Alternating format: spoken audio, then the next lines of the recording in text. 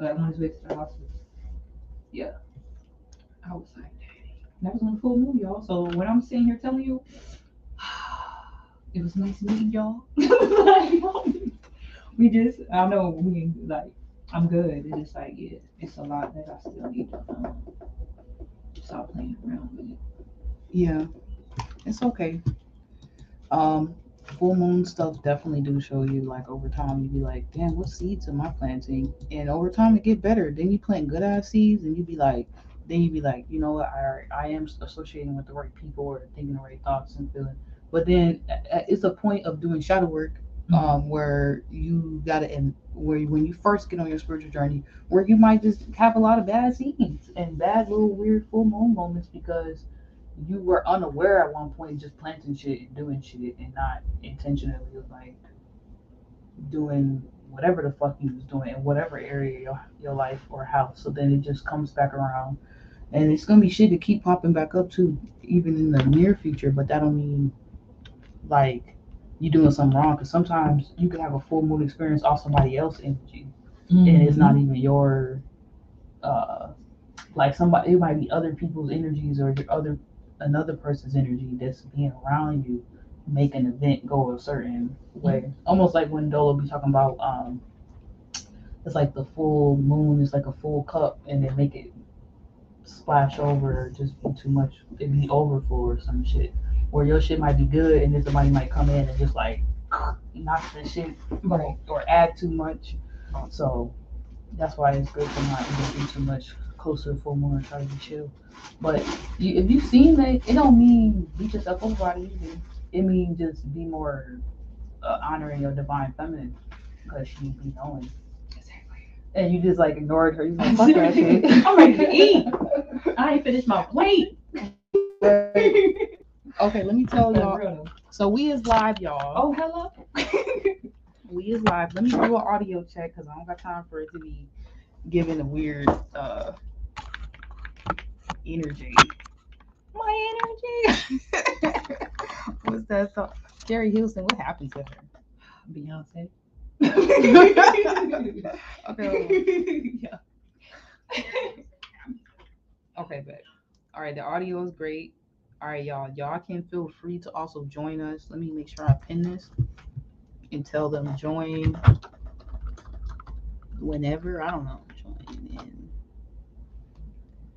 Also, let me just do a disclaimer. The reason why this whole event seems a little unorganized and not put together is because it is definitely unorganized and not okay, this is the first time, you guys, that I've ever done this event in person, so this is a little weird for me, and I let people into my home to do this. Okay, my little studio, sacred space. So, for the real ones who've been over here or whatever, y'all know this is my space. So I'm just gonna focus in on y'all. But yeah, that's why this is organized because it's supposed to be candid. We usually do this shit on YouTube or in like a private Zoom session. So this is the first time that you guys are getting an in-house look and feel for what we're doing. Plus, we have in-person people like a part of the experience. It's not just online. For the last 4 years, it's been an online thing. So this is sacred. The people who came here are truly on a real spiritual mission and needed this healing. And so I'm going to be focusing my efforts towards guiding you guys through this. And anybody else who's taking the time to watch this, we give thanks for you guys tuning in. I'm gonna drop my StreamYard link once again so you can join, you can ask questions. Cause we're about to get into like a light meditation, little yogi session, and then we're gonna ask some deep probing questions. And y'all can join in and say what's up, okay? All right. So let me just write join us. And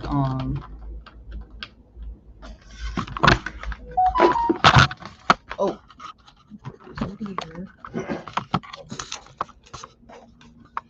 Okay, I appreciate I really wanted to smoke, but I'm trying to respect you, Samara. it. Thank you. I want to smoke so bad, but I'm like, I'm not gonna do it. I appreciate that. Yeah. Okay. They gonna Actually, I'm just gonna pin this link. If y'all wanna cash at me or whatever, share love with your girl. I'm writing my cash app and drop the link, and that's it. I'm ready to get started.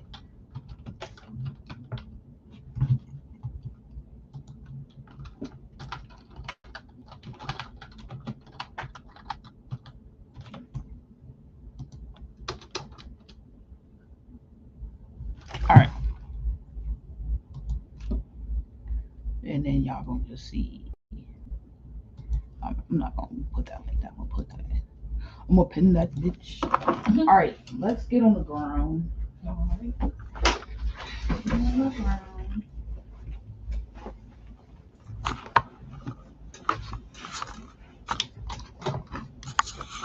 Moon, don't be interrupting stuff because you want to be grown. She trying it. So, this is it.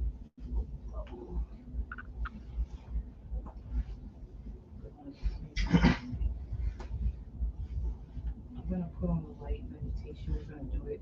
The meditation that I'm putting on is by a real sound healer, and she has like these big ass names. I wish she could have came. I wish we would have did it at Piedmont, but the weather. That's another reason, you guys, we couldn't do it how we wanted. The weather is obviously trash down here right now.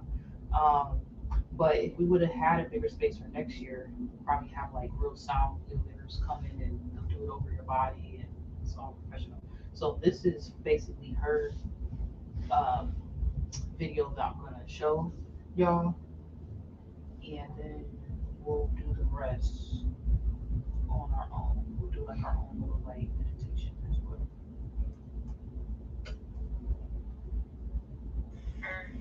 And her name is Ebbs, and Ebbs Eden. Let me also show you guys. So this lady, she's a sound healer, and we're gonna be listening to her yogi sound healing session real quick. Whatever. And last night I had like a wrote down a whole bunch of shit, and I was like, you know what? I was like, I need a sound healing playlist or some shit like that. And then I'm in this group chat where all these people in Atlanta were doing events and stuff like that, right? So she was in the group chat, and I was like, I sent the flyer to that. So okay, that's just how fast and synced up this really. Today's practice is an inner child breathwork and Reiki infused sound. So do y'all think I should play it up there? This is for kindred spirits looking to deepen their journey. Yeah. Yes. Let me let y'all hear this one.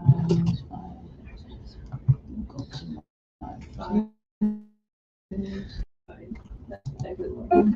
y'all join the class with us, had eyes. I keep forgetting we have an audience. We have an audience.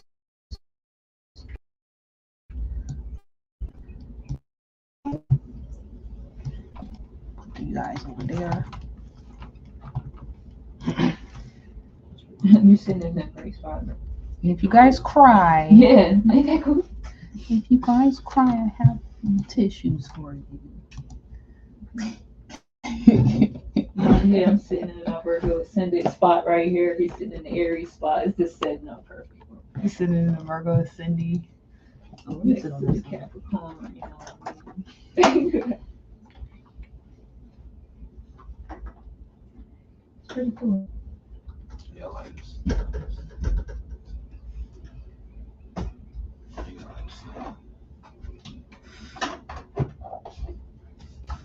Y'all don't get on my ass right now because even though I might be late in the motherfucker to start, which is no problem. It's Always. Walmart. Well, it's gas savings. I probably always Saves you money. fashionably And that's great.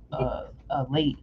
Yeah, Watch y'all ask y'all expensive. these probing ass questions. Y'all gonna be like, damn, what the fuck? That's why she took so long. Yeah, because I'm finna get up in that. So conscious. I'm reading the fuck out of y'all right Okay, now. good, good, In a good. good way, in a good way. I'm like, this is what you need, healing. So I'm about to get cooked. You said what? So I'm about to get cooked now. You about to get in the damn. Okay, we finna start. Bam. Let's play her on this side. Double healing experience.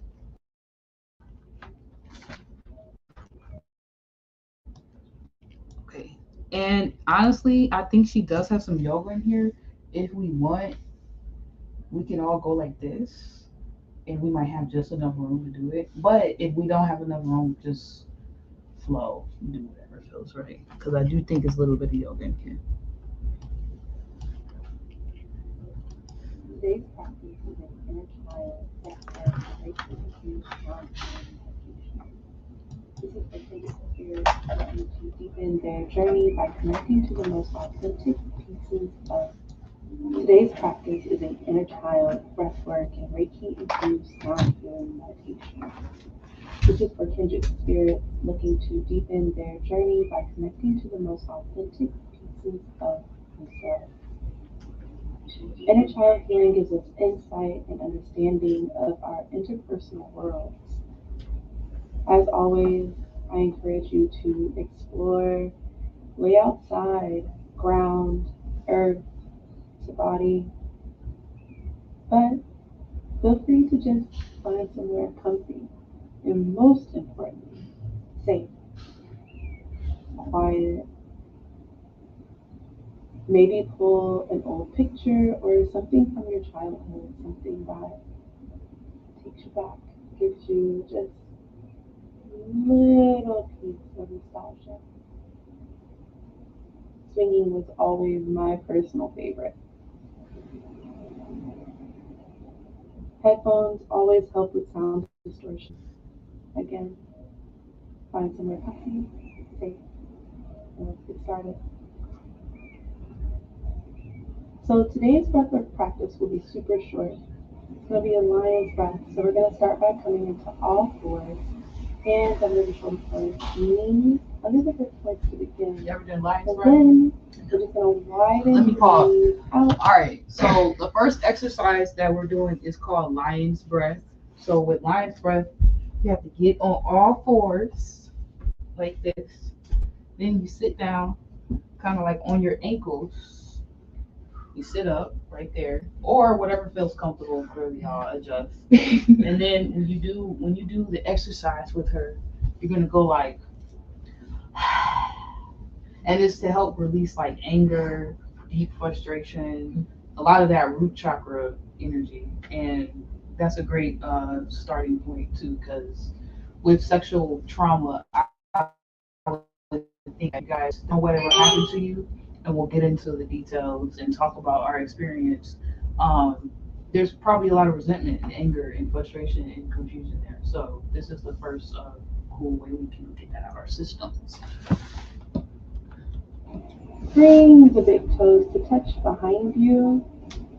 If you can't Now, do it we're alternate. going to begin walking back our palms. And then you're going to flip your palms so your fingers are faced towards you. Elbow creases out. Feel the burn. Feel free to put a towel or a block underneath here.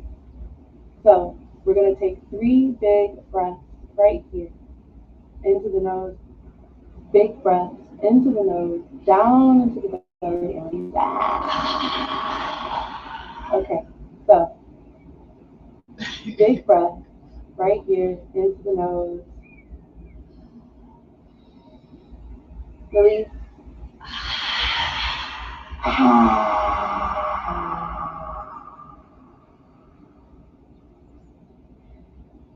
You can give yourself a good roar here. We're going to do it again. Big breath in.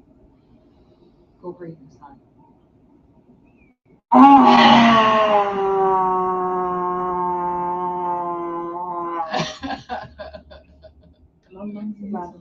Right. That was short. When I get really frustrated sometimes and things come up,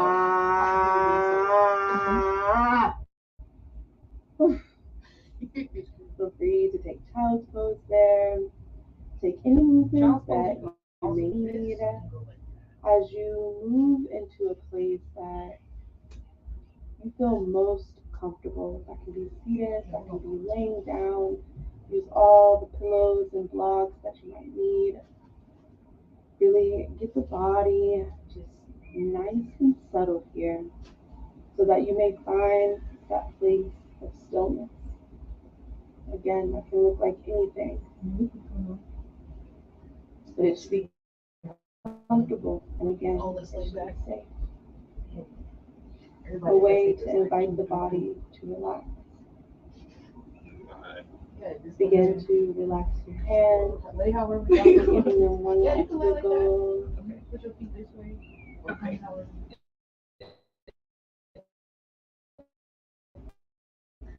Relax I'm good. your brow. Okay. You can relax the eyes a little bit more. Go Release back a the little. jaw. Like any Oh my goodness, this is relaxing. Looking at the really clouds. get the body Come down. nice and settled here That's so that you may find that place of stillness. Again, that can look like anything, but it should be comfortable. And again, it should be safe. A way to invite the body to relax. Begin to relax your hands, maybe giving them one last wiggle. Relax your face, unfurled brow. You can relax the eyes a little bit more. Release the jaw. Release any need of doing and allow yourself to be here in the now. Invite the body to close the eyes and bring yourself to a gaze.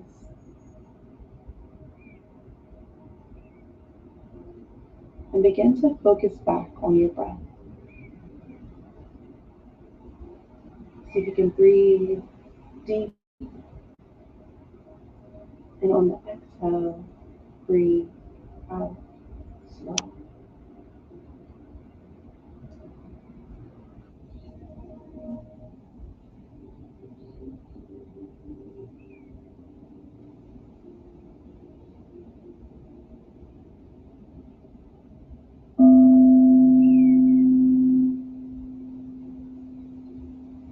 If you get emotional, cry.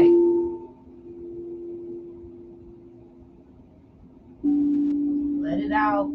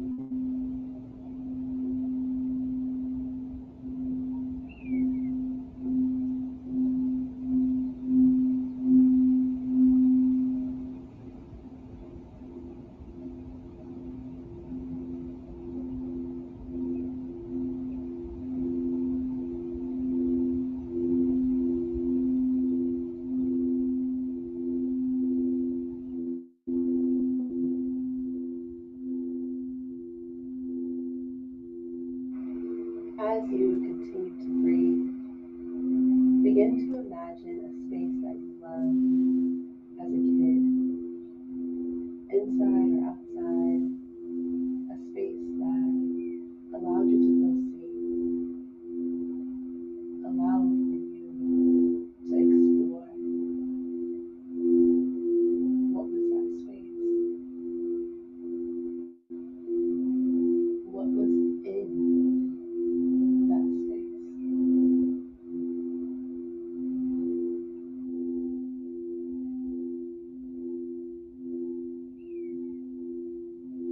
Begin to add smaller details, everything that encompassed that space, including noises you may have heard, breathe, imagine, Here in that space, beginning to engage in that space, beginning to walk up to a cherished thing, a favorite thing in that space. Go to it.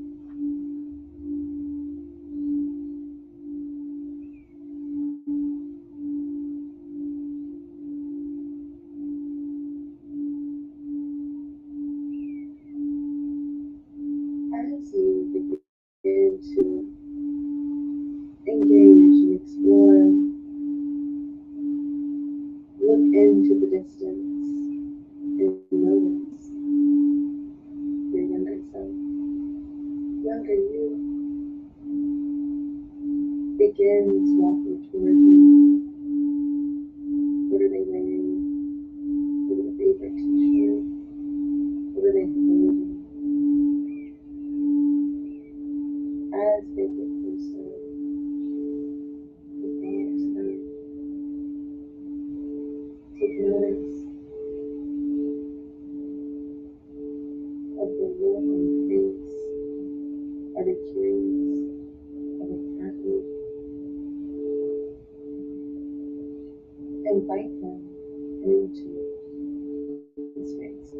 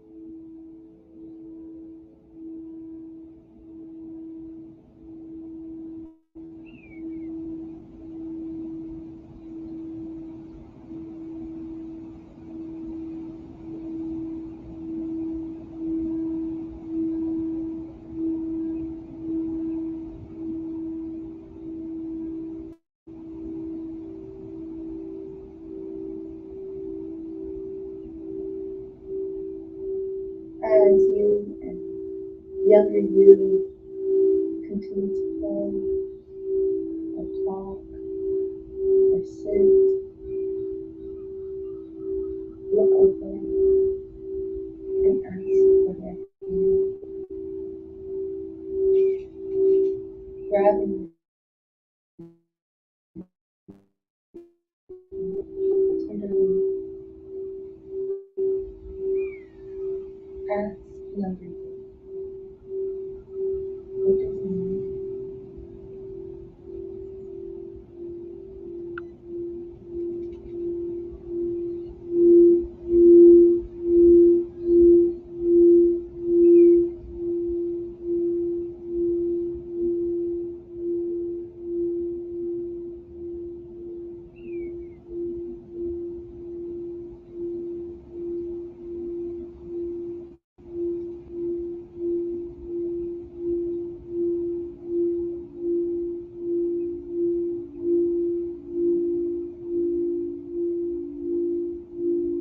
Allow anything to bubble up,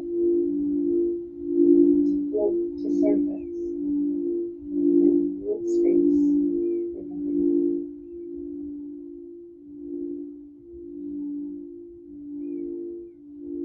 Maybe hug younger you and let them know that you hear them, validate.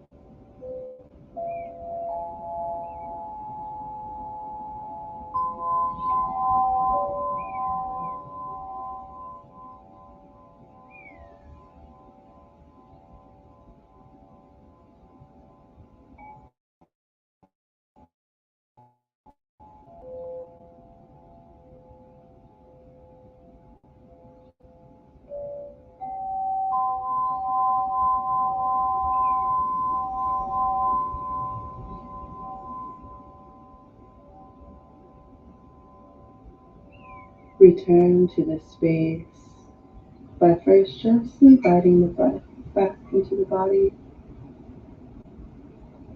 holding on to that feeling, allowing it to be a promise here and now to your younger self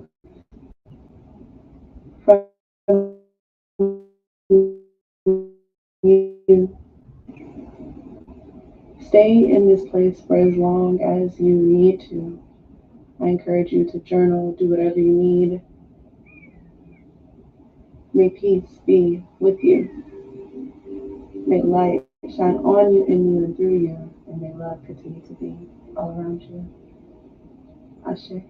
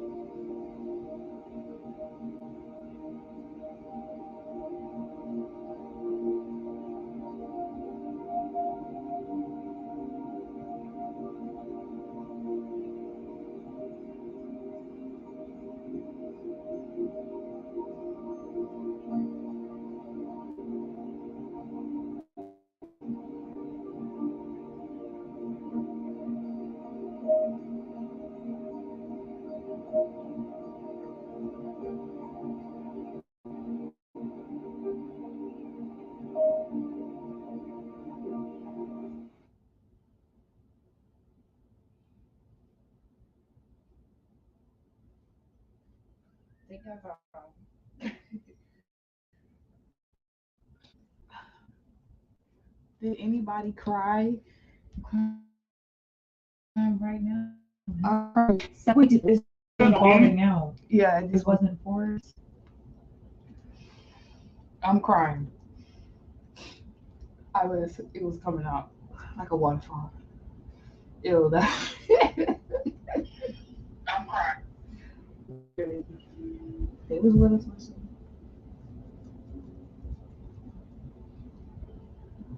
Ooh. Take y'all time. Damn. I feel like mad fire in my back.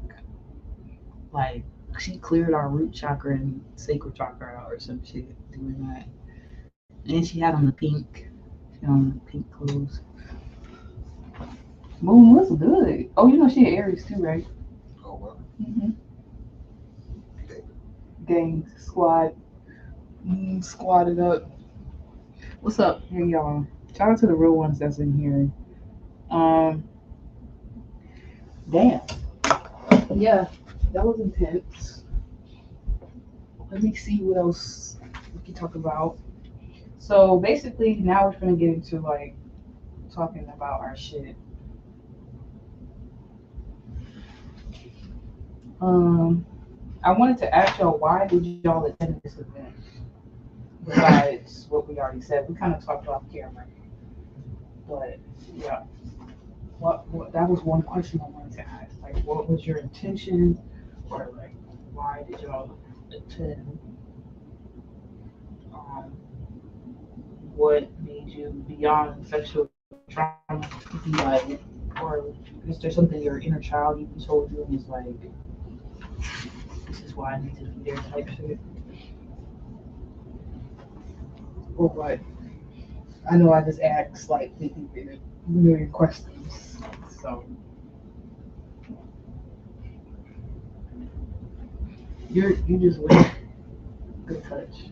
You just went somewhere. You could talk about how you felt. You could talk about what came up if you want to. If not, it's okay. If you need a hug or anything, just take your I time. went to a space of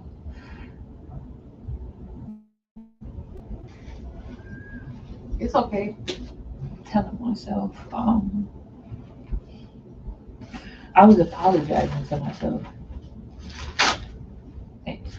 I was apologizing to myself. Yeah. the first place I went, like I said, I was on the hill looking at the clouds. I said, "Oh, snap, it's cool." Mm-hmm. And then memories of me getting molested as a child came up. Mm-hmm. Um, and I went back to the space of how am I so beautiful if this beauty is allowing them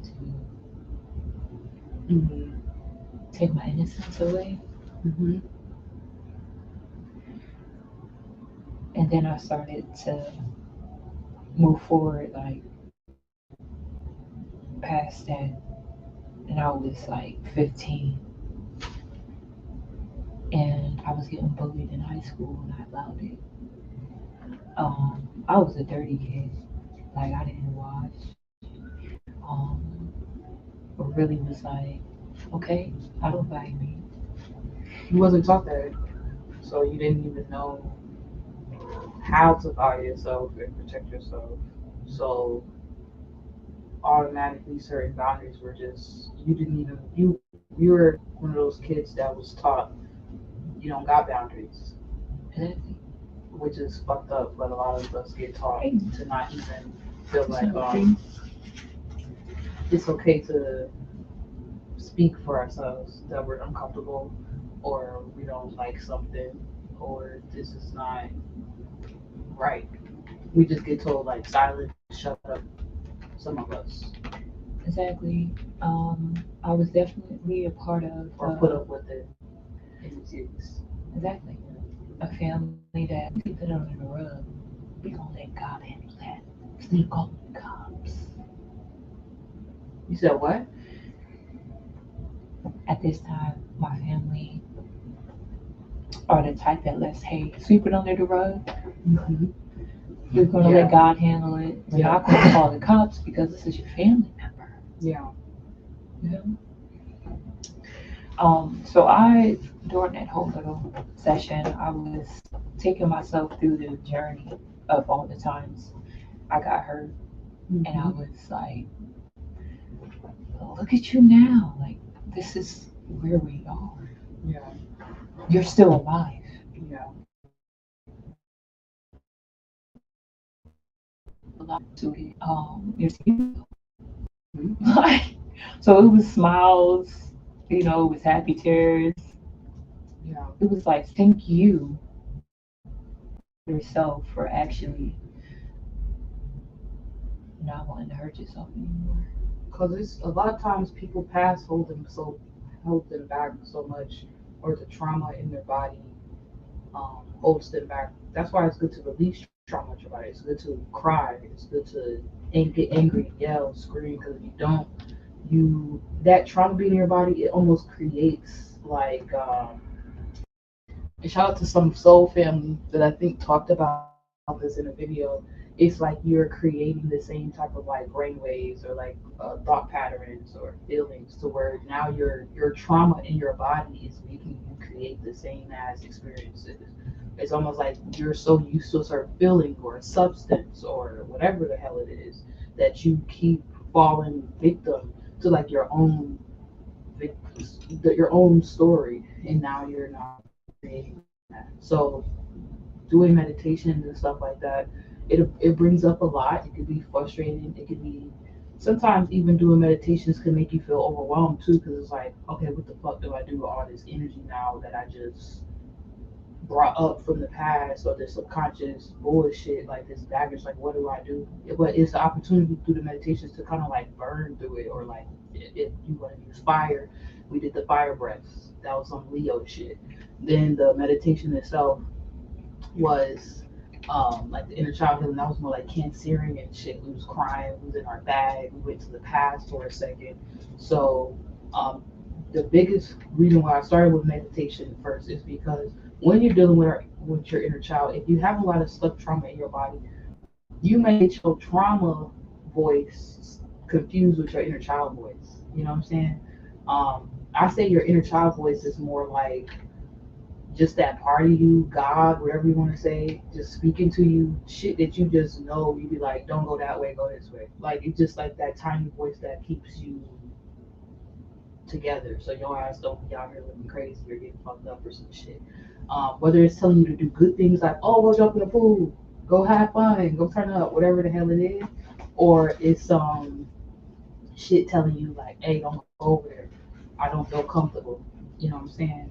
Um, your inner child intuition voice, I guess you could say, is not the same voice as your trauma voice, which will just tell you fight or flight shit. Will just have you do shit like, oh, I need to smoke today.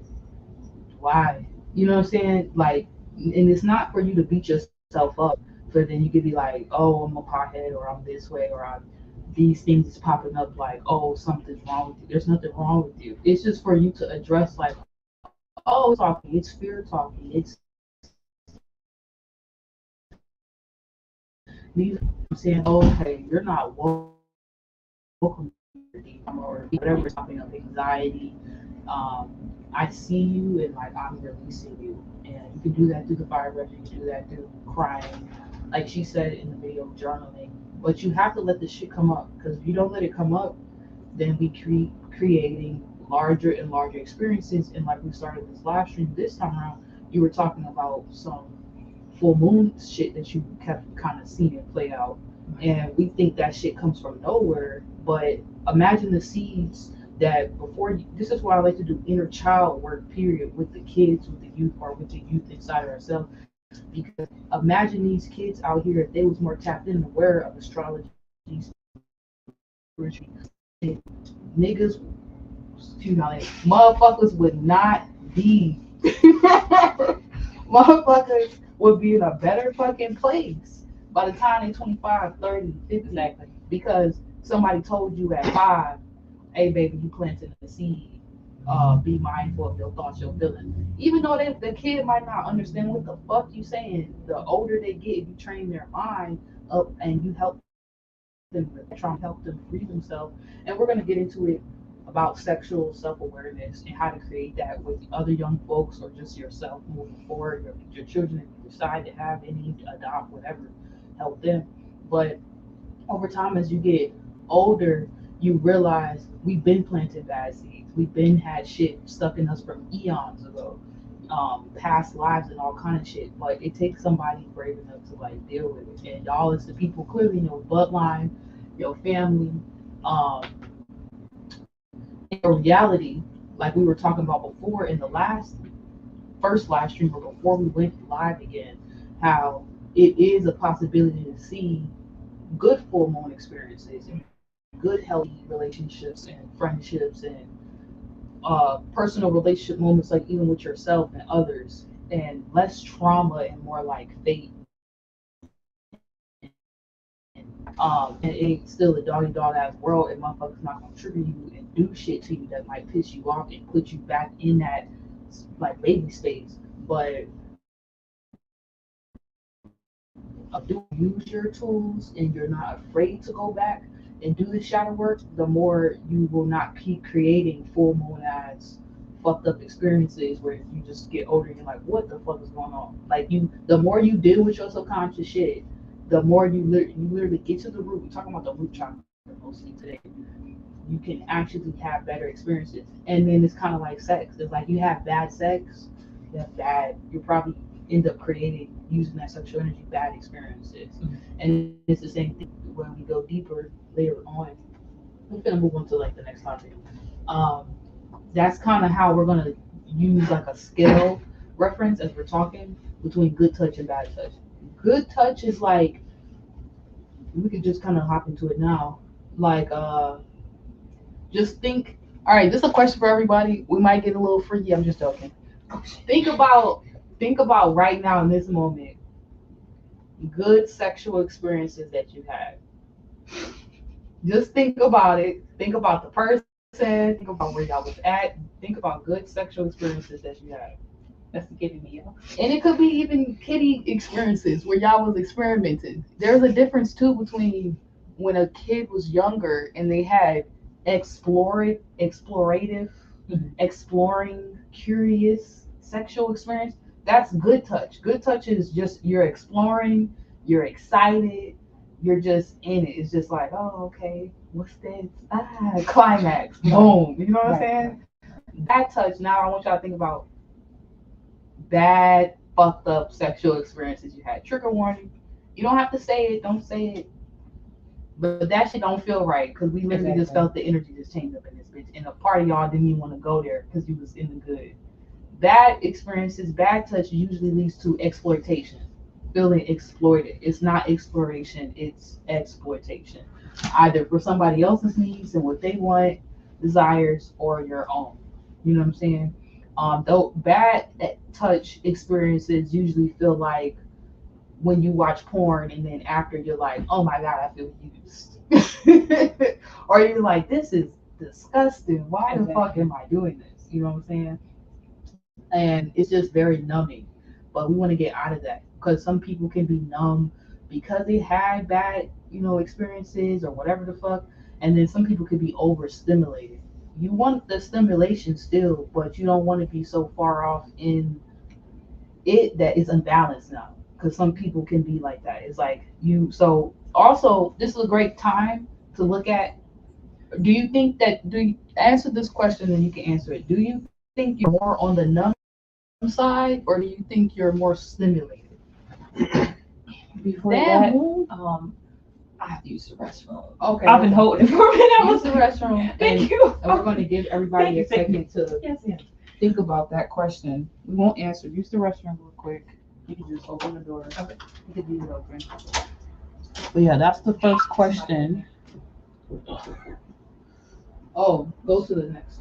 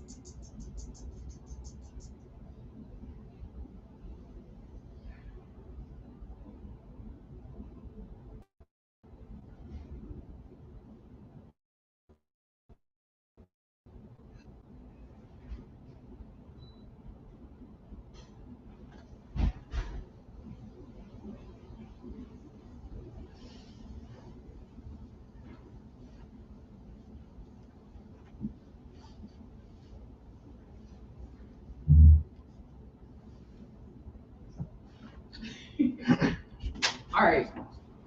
Moon was it in here?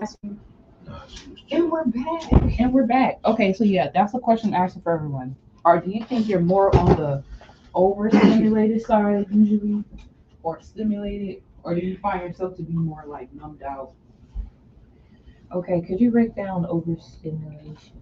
So overstimulation could be like, what do you think when you think numb? Like when you think about somebody being numb, or just like not in the mood, turned off. attachment. Yeah. Can you lock that real quick? For Yeah, push it and example, lock it. there was a time I was having sex with a person, and I wasn't there. I was literally in my past. You wasn't like enjoying the experience fully. No, it was just fucking. it was just fucking. Yeah. That's numbness. Numbness usually. All right, y'all. Numbness usually have a motherfucker tapped out. Um, there's not if you're cold too. Thanks. That's me. No, it's fine. I'll just put my jacket on. If you get cold though, I just Okay. put that over the ACs.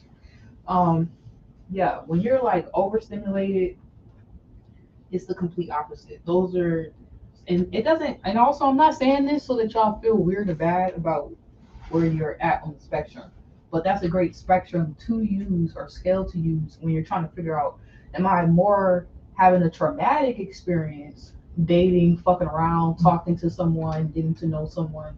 Am I having a traumatic, bad touch experience, or am I having a good touch experience? Because then there's still levels to that where you could be with someone, but okay, let me break it down. Let me slow it down. So you could be with someone and you could be having a lot of good touch moments, and it could be a healthy ass relationship, but you might have a moment where you go numb or you go super overstimulated. You can balance yourself out. It's all about having equilibrium when you're dealing with people and you're dealing with yourself. A great way to get into creating good touch memories, moments, good trauma, unhealthy, and get like the bad trauma and undoing that work is by masturbating and touching yourself. And honestly, I know that sounds really just off the rip real crazy, but masturbation is how you good touch. Okay, that's how you I was read. trying to. Masturbation is the way that it's not saying you should masturbate all the time, you guys. Okay, let's just get that motherfucker straight. Can they hear me? Okay, let me just make sure y'all heard. Okay, it's not saying do all the time. Have equilibrium, but the fastest way to unblock and get a lot of that subconscious shit out and just heal your nervous system and get the trauma out your body is to love on yourself. It's self love. You know what I'm saying? Love on yourself. Take your power back from those experiences that you went through and go through it. It may be uncomfortable. Something may pop up. You might be loving yourself and something pop up, but you need to feel that. That's still trauma. If you don't feel it, it's gonna keep popping up, keep popping up. So it can be awkward with yourself, like, oh, I don't like that, but okay, I'm having my moment. Sometimes you can have a bad touch moment with yourself. You could be like trying to be into. You ever been trying to be intimate with yourself? We've done it. We've all done it before. And then you force. You try. Yeah. Okay. Key thing. I'm happy you said that. You said, yeah, I don't like masturbate. LOL. I like my partner to do it, child. LOL. But not being able to be in tune with your body, you don't even know if somebody could be touching you. You're not truly pleased. You're having a traumatic touch experience. You're not having the kind of sex you're supposed to have, or even experience, which then doesn't make it sacred. You first chase yes, hold on, let me wait for them to connect back because clearly they want to hate while I'm doing the jams.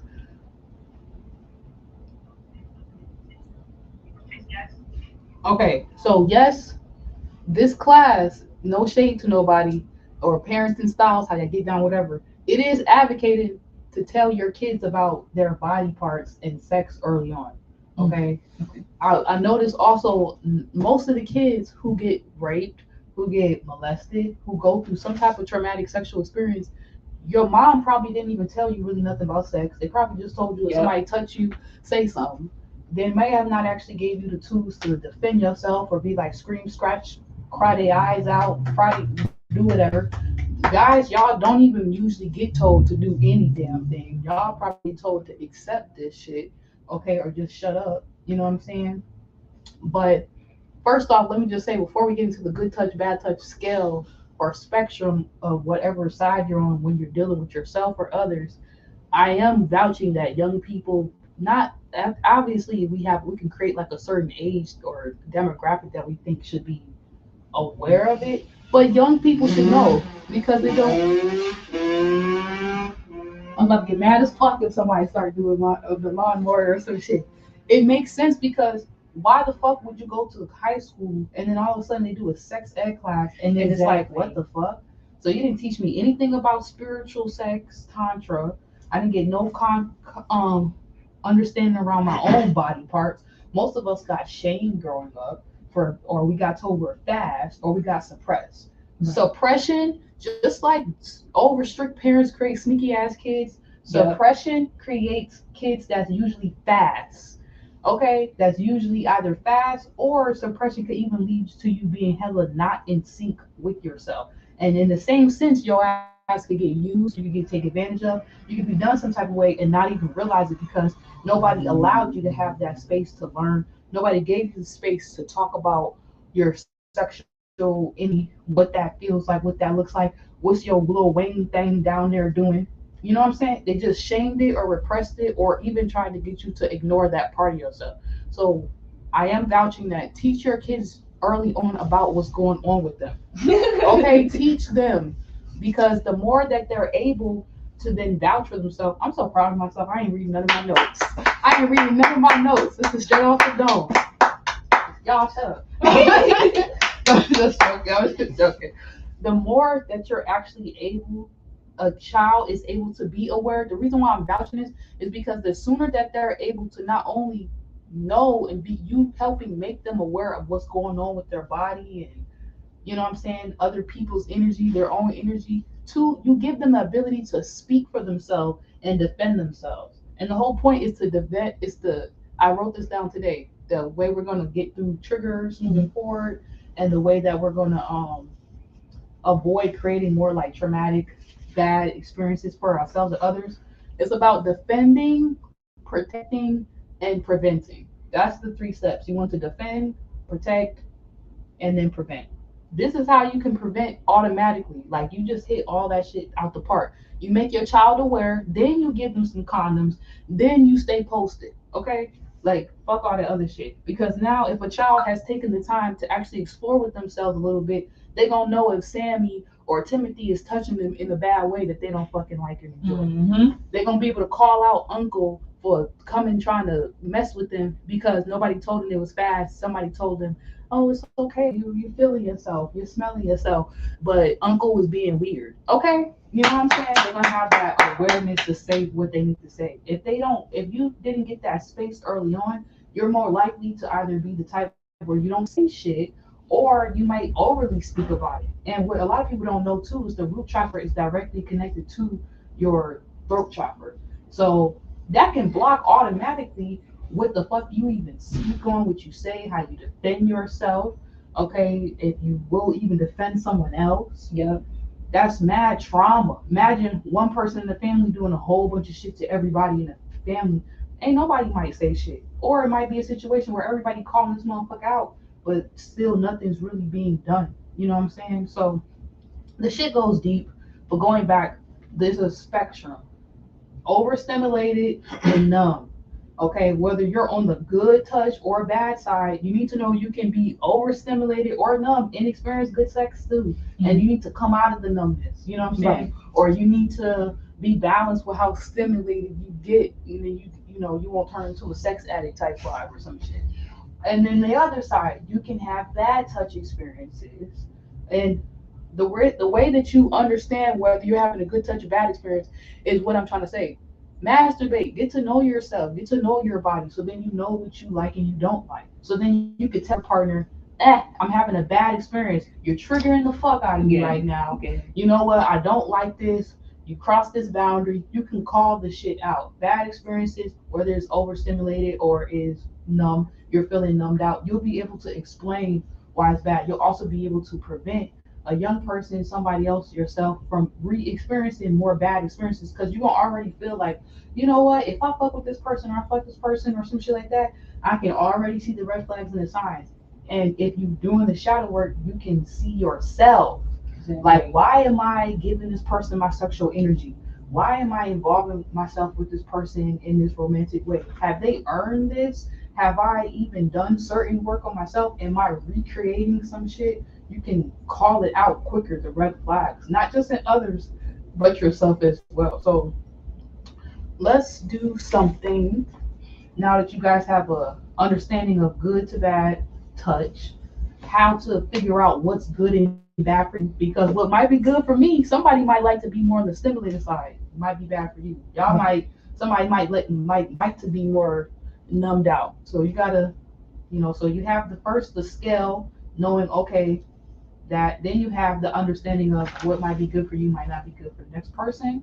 And then lastly, you have the ability through your sexual sensual awareness to speak up for yourself and educate others. So we just kind of went through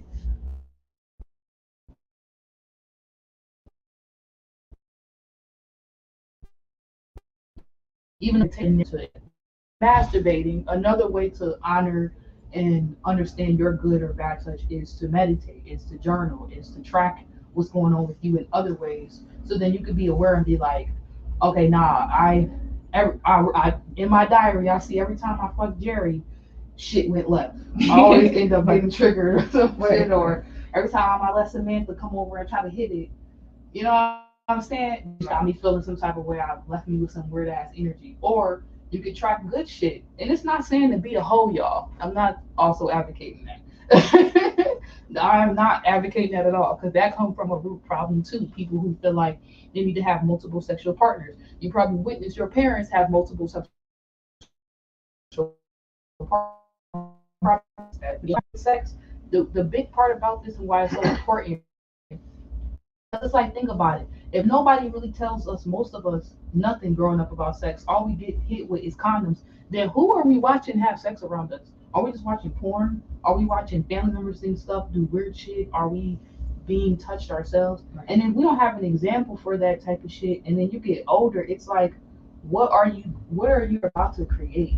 How do you even know what's a good sexual experience for you if all you seen, you don't even know what the fuck you seen? You was never taught enough, never guided in any kind of direction or way to know how to use your sexual energy properly. So that's why we have a lot of people trauma bonding nowadays, because they think they have love, but they really just have some kind of crazy ass, fucked up sexual tie or bond between them. And until they do, move back up, shawty. And until they do some shadow work, then you have people who have many soul ties or none of those. No, that's a fucking myth. Right? Okay, now hold on. Make sure they can hear me. Now, to be frank, is that shit real? Hey, now to be frank, is that shit real that it can take time to clear that energy out? Do you pick up the energy of who they was also dealing with? Hell yeah. Yeah. You know what I'm saying? That's where soul ties, yes, they can be cleared out, but the unraveling, that whether it was good experience or it was bad, that's up to you and how long you invested with that person, how long you was dealing with that person or not. Okay, go somewhere. All right. So yeah, we just taught ourselves, one, as a youngin', yes, you were supposed to know about sex early on. Whoever decided not to tell you or to repress you, tell you something good about yourself, or try to tell you super cute to try to tell you ugly, that was wrong. A lot of us just go ahead and just let it go. You was probably taught all the wrong stuff about sex, and that's why we having classes and shit like this coming out to the surface. Um, so we finally move into some exercises, but I'm just making sure I go through all my notes. What time we at? Probably good on time too. It's about 4:30. Okay, perfect. So yeah, the whole rundown of what we kind of just went through is the scale between being numb, once again, overstimulated. We also talked about the different steps to um, prevent you from to stop you from creating more traumatic experiences, which is to end, protect, prevent. We also talked about what could be good may not be good for you, it might be bad to someone else. Then we also talked about getting trauma out your body, the different ways to do that. What else am I missing? There's something I'm missing here. We talked about how to navigate understanding when you're having a good sexual experience or a bad one and speak up for yourself, all the good stuff. So I got some questions for y'all. Now this is the question part. If anybody wants to jump on StreamYard, join the conversation, talk, come in the vibe and talk some shit to us, share your experience, this is also the time to do so. Then towards the end, probably starting around like 5, we're gonna just kind of drift off, hang out, Okay. vibe, eat some snacks, and whatever we want to discuss. If y'all also want to join the conversation on that part, you can. But I hope that was clear. Do everybody get what the fuck Jade said? Oh yeah, you definitely cleared that up because I was in the family of don't masturbate. And when I got like on my period, well, this was the talk. You can get pregnant. I'm like, What the fuck? okay. What does I can't masturbation? masturbate, but you can get pregnant. I'm like, So I can get pregnant, but I can't masturbate. That don't even make no sense. I'm like, so what is it? So how was to know if it's like If it's good, if you're Yeah. enjoying it, or right. So somebody can come put a baby in you. So That's all it. that you was taught was somebody could put a baby in you. that's it? But you're not allowed to explore you. But No. somebody else can That's come the explore thing. you and put a baby in you. That don't even make no sense. What the fuck is that? Somebody else could. Explore You you, can't. but you can't. It's your body though. Now that's some. Okay, we broke a generational curse through some Yeah. awareness. That's what I say. You really just like, We finna- oh, I didn't know about that. But that's a divine feminine womb. That's a feminine womb, automatically. To be, guys are a lot more taught to like, hey, relieve yourself, let it out, maybe be more quiet about it. They got, y'all still got to keep it cute too. But y'all are more supported early on to explore your sexuality. But a lot of families too, they be telling they, what you want to say? I was gonna say nothing, but I know my experience. Nobody taught me. Yeah, They just kind of let me just. they just let you do your thing. They was my dad told me. He told me like he didn't really want me like dating, but that was it. He was Okay. just like, yeah, you're not doing none of that. Yeah. That's good though that you had a father figure. See, you breaking a whole nother generation curse for a lot of people just them watching. And I'm not saying the awareness breaks the curse, but the awareness starts you to break that shit because now you're gonna be forced to do shadow work because you can't unsee this shit. That's Okay. how you break it. You know what I'm saying? A lot of men usually, I can't speak for all men. Clearly, you're saying a different experience. They're usually more taught like just fuck off, do whatever. It's good that you had a father figure that basically, without him trying to, it sounded like he was trying to tell you respect yourself, but he just didn't know how to tell you like you need to respect yourself and don't be out here to this shit. That's that you didn't have to go through because one person, your father told you that. Do you have anything else you want to share or add, or Uh, to with everything we're talking about? not not currently. I do feel like what he told me was good, but our relationship at the time, and then just him being the person that he was, I didn't take it that way. And plus, I'm a kid, Yeah, so it's just like I'm looking at it as like, this is another way you're not trying to, yeah, what I'm connect, saying? yeah, and and it's just heal. like, And still, that just goes to show like you're not gonna be a perfect parent. Oh, you said it's muted. Y'all can't hear us. Not gonna be a perfect parent. he trying to stop us. I can hear us. We're gonna shout you. We good. I We want to get a good. perspective from. Oh, you said your headphones. Yeah, okay, good. But yeah, Real quiet. sound. Being you. Just a little quick beat, y'all, for my parents. Don't beat yourself up if your child you couldn't protect them to them. Don't beat up your parents as well if they were nowhere around to be able to protect y'all. I would give people grace. This is a space where you could also give grace. You could forgive those who were unaware. Okay, everybody who here, whether you online or in person, you the one who aware. You are the wiser spirit. You don't put that on nobody no more, okay, or yourself. Um, Especially if you try to make your kids aware of like themselves, their sexual energy, who they are. If you're trying, that's all that matters. But clearly, we're giving examples too that some parents can try and it may still fail. But this is why we're doing this work to make ourselves aware of where, okay, maybe it ain't up to our parent, but we manifested in this space, so we can re-teach ourselves. We can unlearn what we've been taught and reteach ourselves some new shit.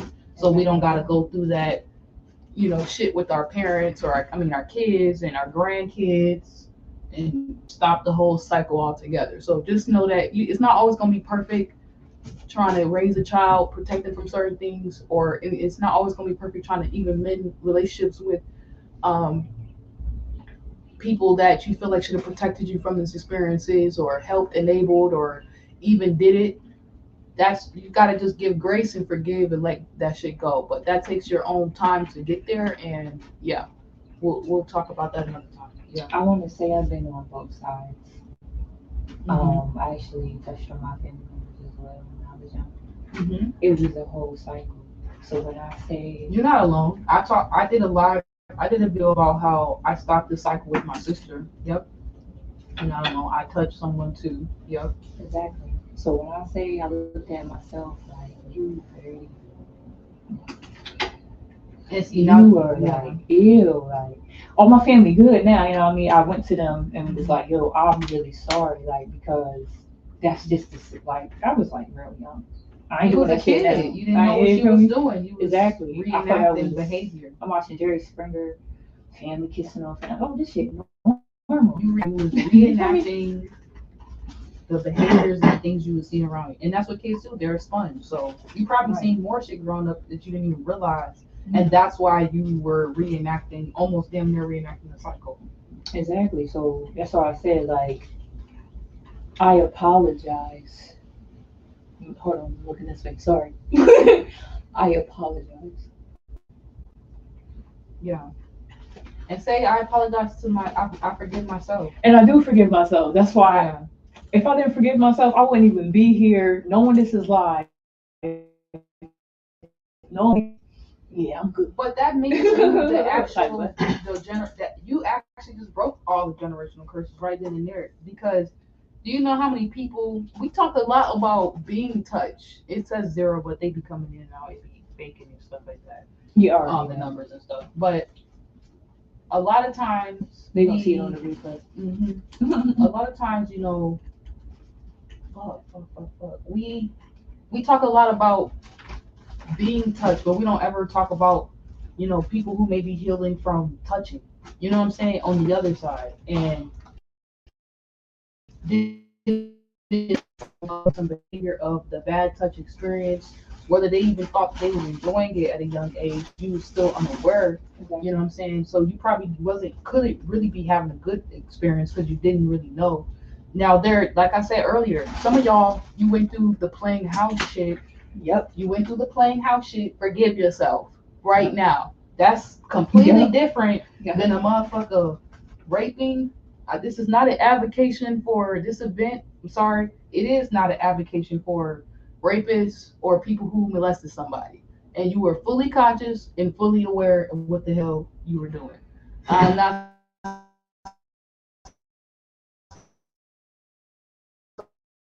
supporting not for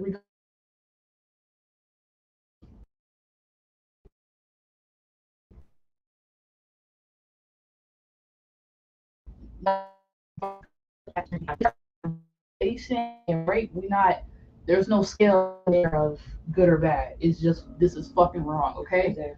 So yeah, let's make sure we pin that as a sticky note on the side. Like that is not what we are. That's not what we are advocating for. And let me just make sure I say it again because I see that it kind of cut out. This is not an advocation for anybody who was aware when they trigger warning RAPE somebody, okay, or you molested someone. This is not a safe space for you. I'm sorry. This is a safe space for people who probably were playing house, okay? You were playing around, you were exploring your sexual urges at a young age, or you didn't get to, or a class for young people who want to learn whatever age you're coming from. You have some type of trauma because somebody touched you, molested you, or raped you. This is who this is the safe space for y'all. Everybody else, you purrs, you weirdos, we're doing this shadow work to create this reality so that y'all reality can slowly die off. Okay? Because we don't got time. And this is how people have these child trafficking rings, and all this other weird shit gets created because we don't have a lot of spaces like this. They don't want us talking about shit like this because most of these people in their households be person children. They be fucking weird, okay? So let's just call it out for what it is. Now that we drew that line in the sand, let me ask y'all these questions, okay? Um, so let's see. Moon is crazy. um, There's a lot of stuff I didn't even really get to go over yet. Yeah, but overall, good touch with your loved one others can prevent weirdos and strange energies from entering your reality. It actually helps you repel those spirits, or help those type of people want to change for themselves, or you trap those spirits by healing and knowing your limits, knowing your boundaries, creating that good touch. You actually trap these darker people or spirits that like have done stuff or okay with taking advantage of others. You trap those spirits by doing your own work, or you force them to want to change. It is Right. no getting out of that space. Once they're aware, they know exactly what they're doing, and they deserve to be on the guilt trip. Not you guys who are just exploring yourself, curious as kids, not knowing no better, recreating shit or recreate on you. You don't get.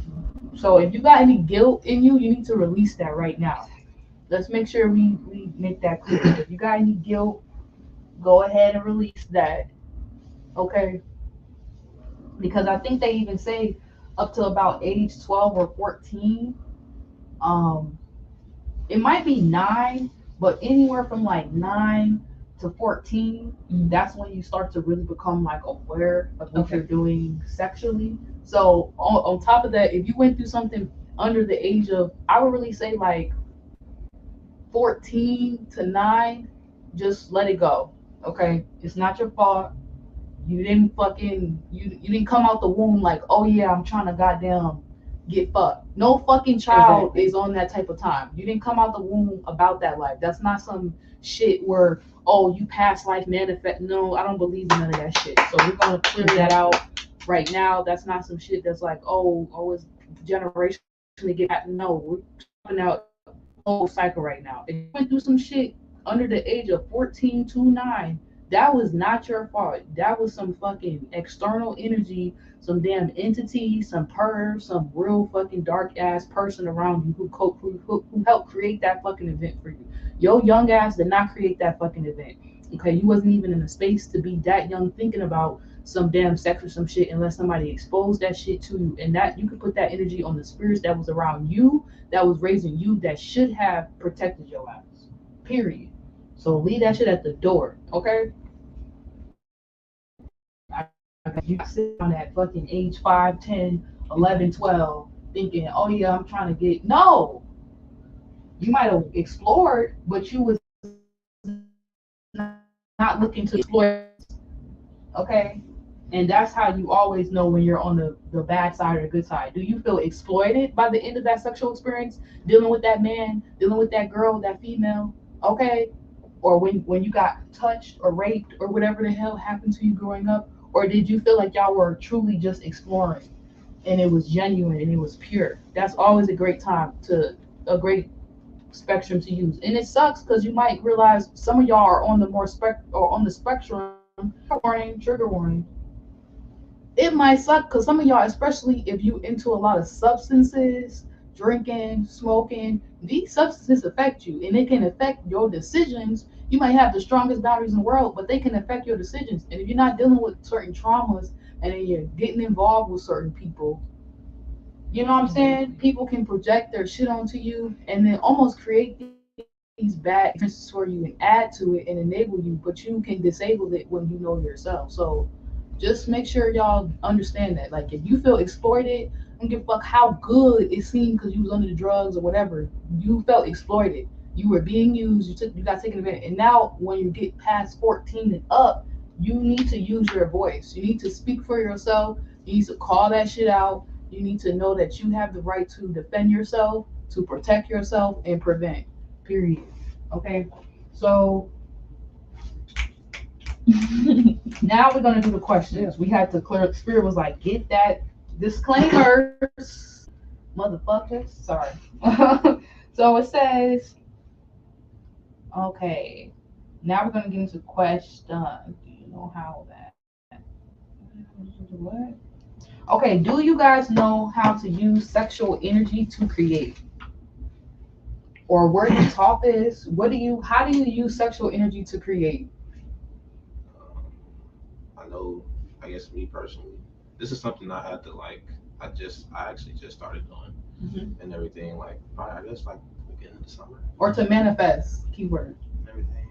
I'm gonna go with create Okay. because like when I explain, it's gonna make sense. Yeah. So, like, I make beats, I make music, Hmm. and a lot of times, like, it's like I don't force making music, but I be bored. So it's like I'll go and I'll make music, but then when I start looking at the computer, Yeah. I'll also get bored. So it's like so it'd be kind of hard for me to make music sometimes. Yeah. But I know like when I be like going through my whole like when I be trying to get myself to focus Hmm. on other things, like I I use music as an outlet, Okay. and I take that energy, whatever urges I'm feeling, I just take that energy, and Keyword urges. He uses his urges. yeah, Okay, urges. as a little indicator, like, oh, I need to take this energy and use it and apply it. Yeah, it's Okay. like when I start, I know when stuff start coming through my head that I don't want to come through my head. It's like yeah, I need to focus on something else. I need to focus. Yep. Yeah, so like I go into music, and then I don't know. It's like It works. yeah, Well, you know, it's like I, a stimulating experience, but it's like since but I'm it's a using good it in a positive way, it's a clean stimulant pretty it's a much. good stimulation moment. That's Yeah, good touch. So you represent whole. You just gave an example on how to even get more into your good trauma body, good touch experience. Because now, after he done made that beat, if you want to go jack off or do something, you probably would do it from a healthier place than just yeah. doing it and then you know what I'm saying. Yeah, But you may not even want to do that no you more. might not even Exactly. want to do Like, that. yeah, you Okay. know. So the question was, and y'all feel free once again. The link is pinned up. Y'all can join the chat. I mean, y'all can join and say something in the chat, or y'all can. There's a charger like underneath there too. Y'all can join the chat. Oh, by the way, you could do this too. Or y'all can jump on StreamYard and add to the conversation. Here, your box. Thank you. Add to the conversation. What ways do you really? You said how you transmute energy. You need a cord. Really, you said how do you said a way to transmute um sexual energy. But that's the same thing to create. I mean, it's not the same thing, but it don't really matter in this sense. A lot of people don't know. I always say this in a lot of my sexual. Don't think about that's like the third, fourth church I got since I met her. So a lot of people I say to them too, they don't even realize some of the most powerful and richest people are they have a lot of sexual energy and they know how to use it though. Okay. But there's a time period where they're usually not aware of how to fucking use it and they fuck it off. They fuck off, aka millions of dollars actually, because they don't know how to use their energy and they don't know how to put it into their creative projects and into their work. And the big part too of why I teach a lot of inner child stuff. I know it seems crazy how I'm going about the class, but you you just work, just fucking listen, slow down what I'm saying or speak up to make it make sense. The reason why I like to do a lot of healing work around the inner child as well, especially for sexual trauma, is that not only can they affect you when are you targeted more when you're young, trauma wise, because then that'll make you not wanna. If you go through a lot of experiences when you're a kid that's traumatic as fuck, you most likely won't want to put yourself out there and share your gifts. You'll be like depressed and fucked up from everything that you went through. You might just be the type of person where those type of people you may see them, they have a job, they work, they just have this like crazy, boring, weird, or even traumatic life that they may not even think is traumatic. They might be They like to drink, they go to the bar on the weekends, they smoke, whatever, and they have this like dull, boring, numbed out ass life, or it could be overstimulated with the drugs or whatever they could use to. It could be TV or some shit. Right. But there's a lot of people who are been hurt. They don't realize if they don't do the shadow work, they create this weird ass reality for themselves. But if they were aware that they were being targeted as a young person, then they could use most of their energy throughout the day on their purpose, on their gifts, and sharing them and exploring them. The big thing about sexual healing, though, is if young people, we get attacked the most because we got that fire, we just be ready to go do shit. We have this light to us where it doesn't really, a lot of shit probably might be able to roll up off of us, we forget or whatever. It's easier for us to pop off mad young and go fulfill some potential, some purpose or some shit. They like to actually say when you're young, that's when you should like shoot for a lot of your dreams and shit. But if you traumatize, boom, you already not gonna do that. Yeah. That's like probably 90% of people, they're traumatized. So it's like a good 10-30% of us that actually throughout, whether we had a crazy traumatic life or not, actually go for our dreams. We actually go for our dreams. We actually try to get out those scary spaces, our pain, our past, and we try to make something happen or make something from our testimony and what we've been through. But if you also been sexually traumatized, Right. that means your creative, intimate, innocent, creative energy, your sacral energy has been fucked with. It's not just, oh, you went through some traumatic shit, you're trying to get over the depression and the PTSD, and your ass got slapped up a million times by your daddy, mama, whatever, Right. all this other shit, some physical shit. Now you got sexual trauma. Do you know how that affects most kids? This is why this doesn't get taught. This is why they don't give a fuck to try to inform y'all. Because if you're some type of gifted kid, you get traumatized and then you get sexually traumatized, most of the time the sexual trauma takes most people out. They're like, I'm cool. That's how you see people kind of like fuck away their blessings. They fuck away their fortune. They fuck away they don't even realize it. They just be fucking and they be in these terrible relationships where it's like the person's like killing them or draining them. And it may seem a little crazy the way I'm explaining it, but I hope you understand. Oh yeah, no, it's it. They come for you when you're young because you probably have a gift, a big purpose, something to complete, and you're most vulnerable and you're most likely not to know how to defend, protect, or prevent some shit from happening. So it's a target on purpose, you know what I'm saying? Really to just fuck with you and deter you so that you don't get those billions, you don't make those dreams happen, you don't do your mission. So if you're ever wondering to yourself like, oh, why did I get touched? Why did I get molested, raped? Why did I have these bad moments or traumatic experiences? You are being targeted by dark entities and energies that do not want to see you win. Sorry. No, that's cool. They don't want to see you win. Real. You were targeted as a young person. If you had sexual trauma or you had trauma or whatever the fuck that looks like for you, you were being targeted. You probably have a special gift, a purpose, something you came here to fulfill, and that's why you were targeted. And the fact that you're here now and you're able to be like, damn, I'm like you said, you came out the meditation, you was crying, and then you came out, you crying, like, oh shit, but I'm here though. Exactly. That means you're a strong ass, fucking wise ass spirit, a beautiful spirit inside and out, and now you can pass that, show that beauty to the world, okay? And let other people who are good for you experience you, whether you let them experience you sexually or just like just in spirit on a platonic level. Now you can have good experience. So I do want to add. yes. So there was one moment that I had where I actually started making a beat. Mhm. I got real horny. You got real horny. I started moaning. Like no cat. I said, what the? You was like making it be like, oh Yeah. yeah. Yeah, what? This is a real thing. My first song I created is called Pretty. It's on my YouTube. I listened to it with the producer and I heard like he silenced everything and it was just one breath that I did. And I was like, yo, I sound so good. And it was an awkward moment because he was listening to it and he was getting horny. And I was like, okay, we need to But that's the same salt time. oh yeah, that was good. Shout out to Jackie New with the Exactly. cell Shout out salts. to Jackie Make sure you New. get your cell salts. Exactly. I was like, I really that was see, that was stimulation. You didn't go too overstimulated. Nah. You put it in the music. Transmute. But yeah, the first question I asked was, how do y'all transmute sexual energy?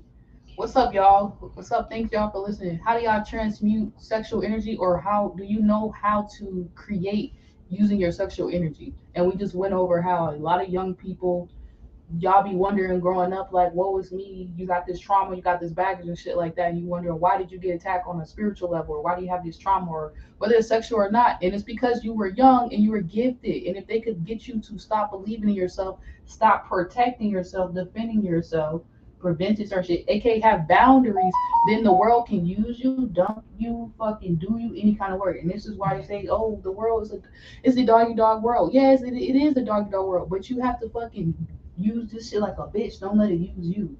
You gotta motherfucking train motherfuckers to learn how to treat you, but you gotta train yourself first, okay? Exactly. You have to get cool with yourself, and a lot of us have been trained to have no boundaries, to not speak for ourselves, to not vouch for ourselves, and damn sure not others, because you don't even know how to do it for yourself yet, okay?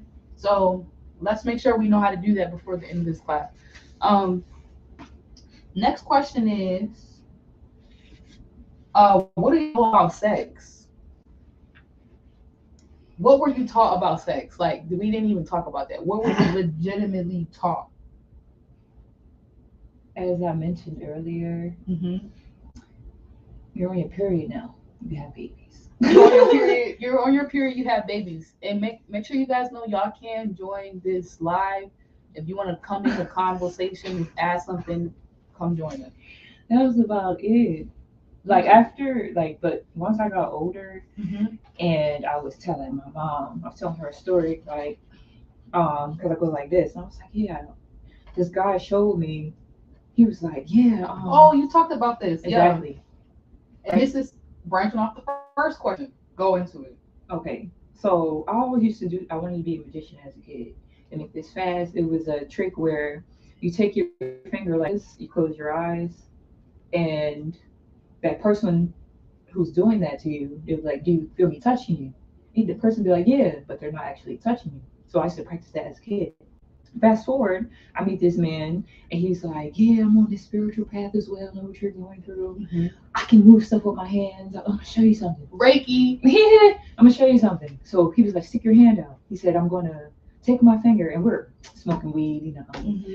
And he was like, "Do you feel this?" He's like, I'm pushing my energy into your hand. Do you feel this?" Mm-hmm. So as I'm holding it, I'm like, I actually feel something. So then I'm like, he was like, "Wait, you still feel it?" And then I'm like playing with it. The energy ball. Exactly. Then Chi. Also, chi. cheap. Exactly. And how I started to, so I went on this whole little soulmate thing. But to make this short, I really started like, the more I started to smoke, and like I was like, hold on, how big I can make this. And it really it got this big to the point where I'm like, hold on, can I actually push something? Was he right about that? Yeah. So that's where I was stuck in a little limbo. I told her about that. Mm-hmm. Told my mom that, and she was like, yeah, he was trying to fuck you.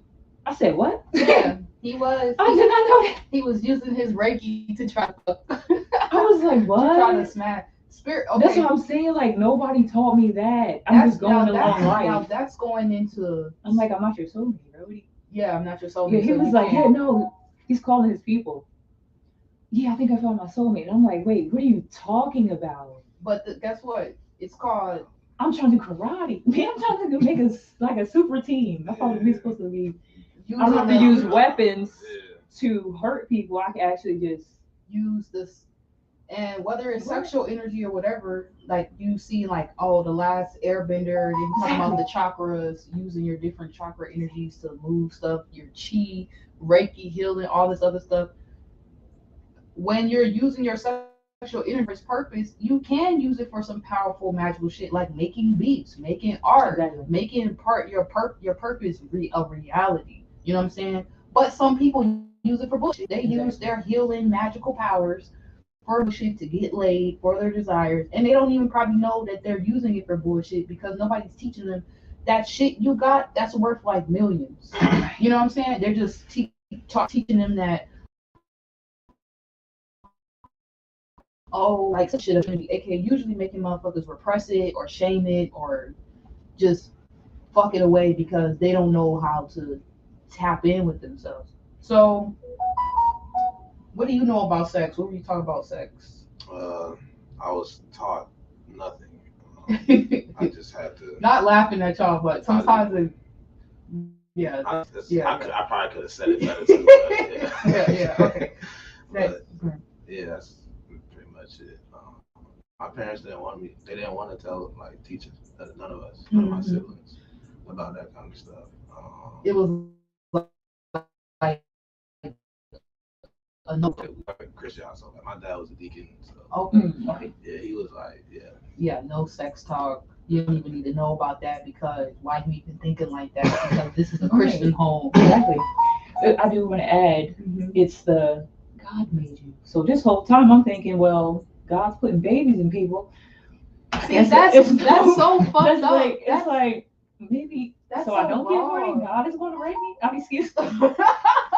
That's what he did to Mary, right? So Wow. but why are you trying to get me to be with this dude if God is the one that's supposed to Put a baby. Like that's that's deep the psychological fucked up shit. We're not. Yeah. That's sex. That's sex. God. That's sex. And then imagine in the stork. Don't forget the stork. Yeah. And then now you have a distorted view of God, of sex. And that's why, it's crazy. A lot of times sex and religion have like affinity or dance that they do because it is connected and it is a spiritual thing. Sex is sacred, sex is spiritual. So that's what we're talking about, soul ties and unions and stuff like that. And we're also talking about Reiki and the power to like heal yourself and remove sexual, trauma and stuff out your body, your chi, your energy, and helping, which can help you make your chakras and different things flow better. It makes me want to say the more kava, you know what I'm saying? Type the vibe. Tap into that if you guys get the chance more about these things. But sex is spiritual, and a lot of times people don't vouch for that. If you don't have these physical boundaries, it's very easy for you to also not have spiritual boundaries. And now you got people sending you sexual energy and sex magic, or now you got people doing weird shit on you, or they don't even know they do Reiki, and they might come touch your arm or some shit, and they got them just putting some shit in you that you didn't even know you signed up for. Or you might even be this is it's a touchy thing, but the question was, what do you know about sex? And now we're on spiritual shit. Okay. So I just want us to like just pause for a moment right there. We asked the question about what do you know about sex or what we taught, and a lot of us were agreeing that. I know for me, I was taught same thing. You on your period? Oh, you a woman now? And I was taught don't have kids until you're 18. That's all I was taught.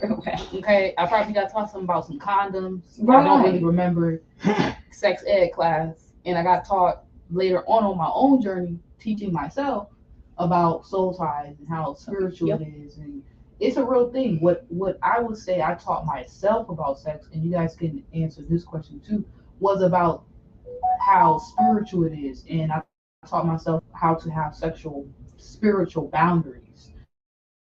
Okay, be honoring somebody else's or just honoring my own, and that just looks like knowing my own energy. If I know my own energy and I know what I like, and I've experimented, masturbated with myself, then it's almost like in spirit I've kind of done the same as well. Where it's like being in a room, you know what rooms you feel more comfortable in, or what rooms you're like, cool, I don't like being in that kind of space.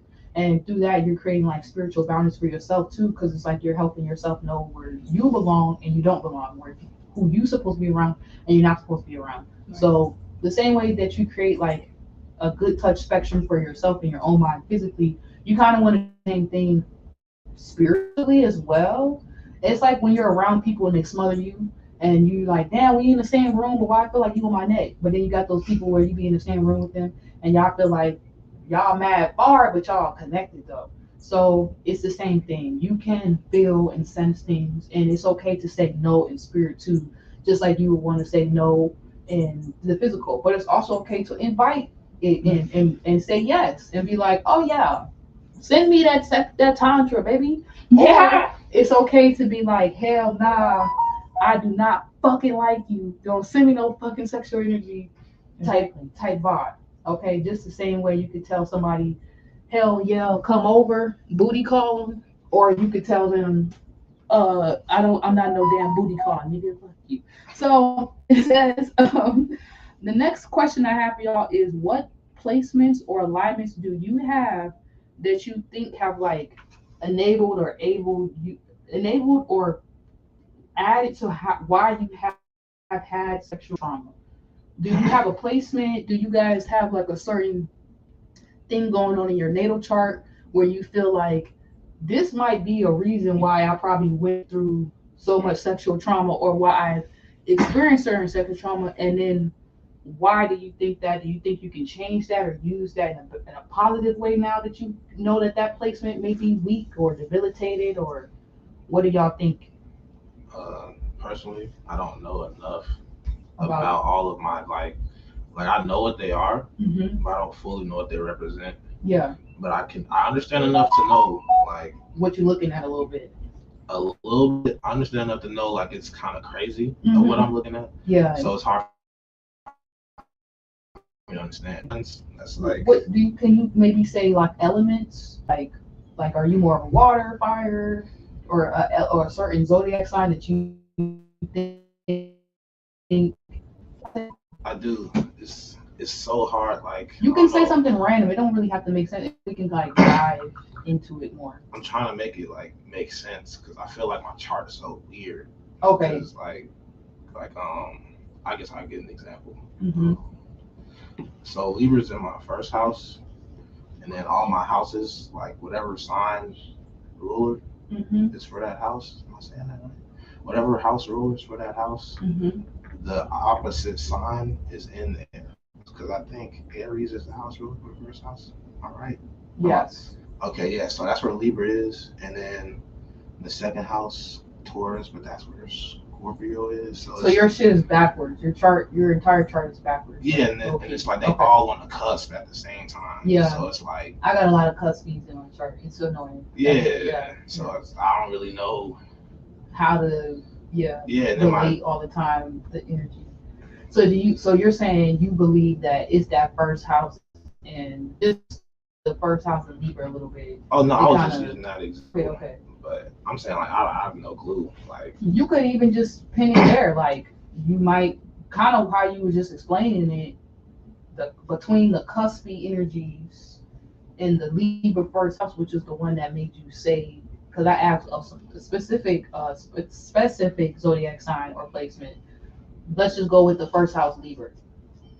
You feel like, could you say maybe that placement may throw you off balance of like knowing your energy or how much to give, not give, or can add to shit you went through or no? honestly, I think what really throws me off is my Gemini being in Moon.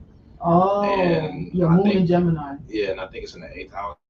Oh, the eighth house. Yeah, So that makes sense. yeah, I think I'll be getting ate up by that. You be getting ate up. Do you Yeah, feel like you? energetically? Oh, energetic. Yeah, like it's a lot to handle. Okay. So,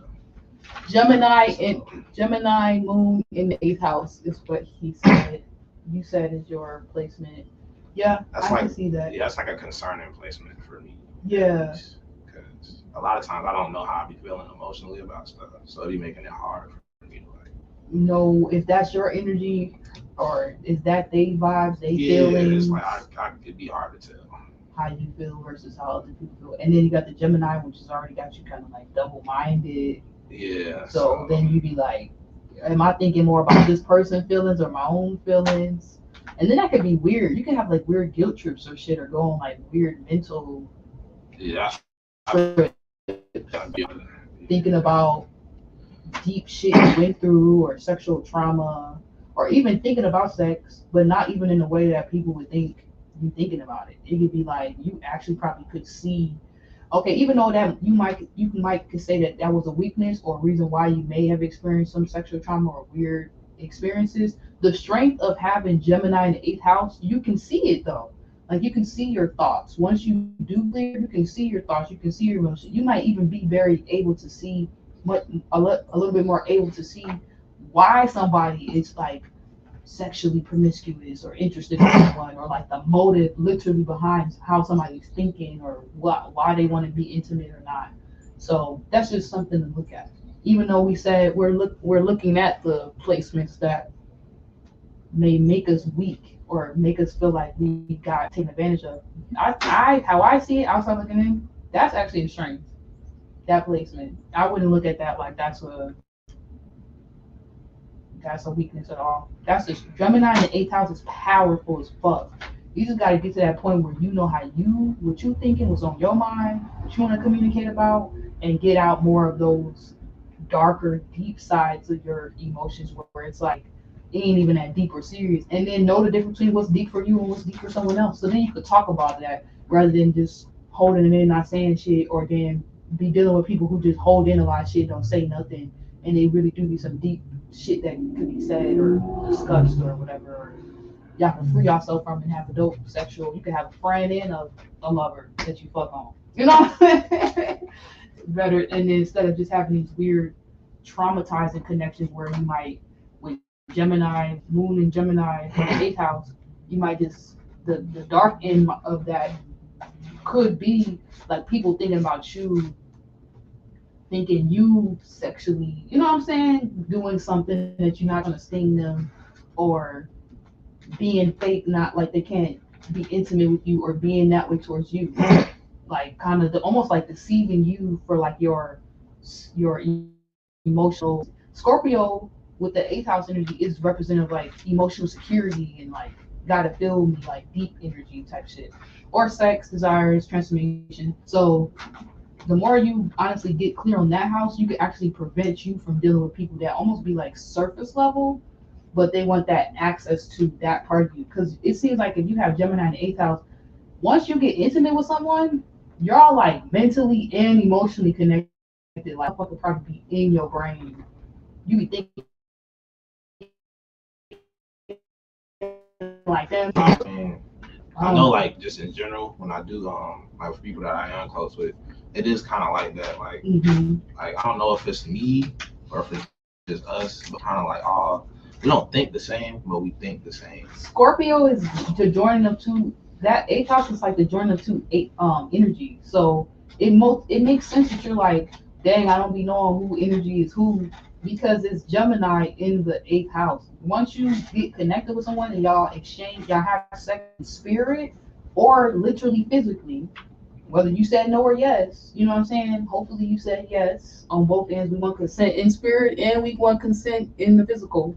Um, if you say yes or they say yes, y'all both agree. Of course you're gonna be connected like that, but you need to be connected to the right people because you might be connected to sometimes in the past people who you could feel them, they could feel you, but what if certain boundaries and shit is not being expressed? Like, hold on, you making me feel weird, or you got to look at that because that might be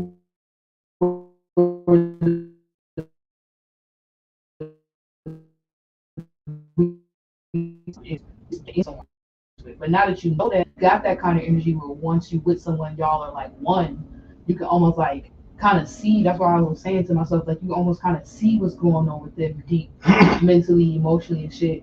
Get deep, emotionally good with yourself. So then you even know, like, okay, this person ain't even gone that deep as me. I don't need to be trying to join energies with that type of person. And that might mean going, taking some time for yourself.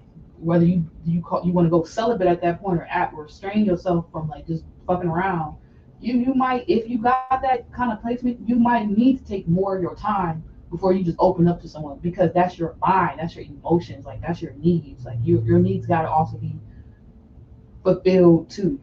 It can't just be you always in your mind, your deep Gemini world, in the Scorpio world, whatever, worrying about how somebody else feel and it's they desires getting that. But what about yours? Because you also got an Aries sun. Aries loves sex. Sorry, just saying.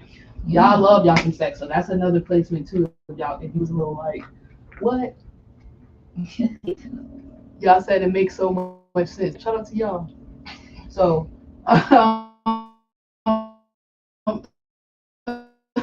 you placement be a weakness, or it don't have to be a weakness, but could have added to why you went through certain traumatic situations or not, or prevented, whatever. Yes. My sun and moon oppose each other. Wait, say it a little My, louder. oh, sorry. Hello. My sun and moon oppose each other. I'm a Capricorn. Capricorn sun can learning. If I feel a certain way, I may not even express it. Yep.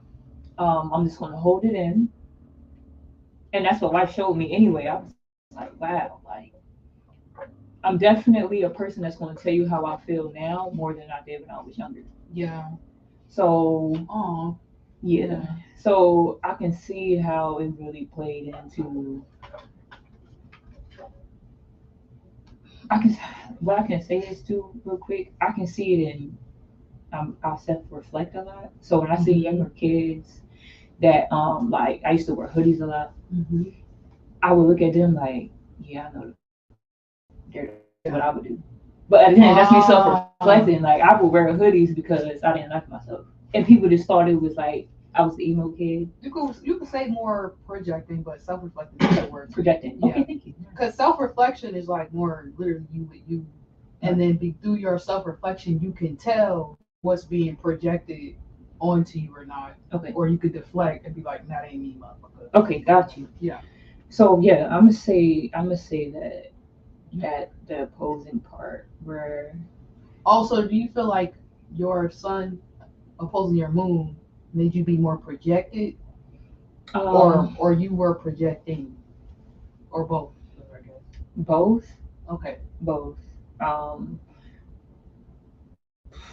It's okay, even though that's hard to like have to admit. yeah, both. I'm gonna say both. You feel like I think that's a strength, that's a superpower right there. To one, even to admit shit is a superpower. A lot of people got problems and can't solve it because they don't want to fucking see the reality. Okay, if you don't address what's going on in your reality, you cannot change your reality, and that's the definition of doing this. That's not the definition, but that's that type of saying. Keep doing the same shit.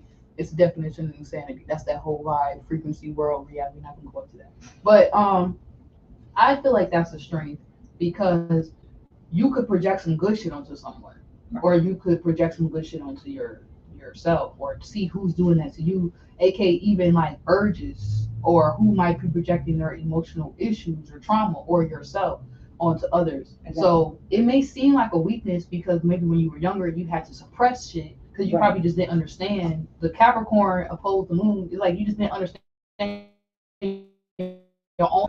Cancer moon is powerful as fuck. So Cancer moon, you picking up on everybody's shit. Then you gotta do this whole fucking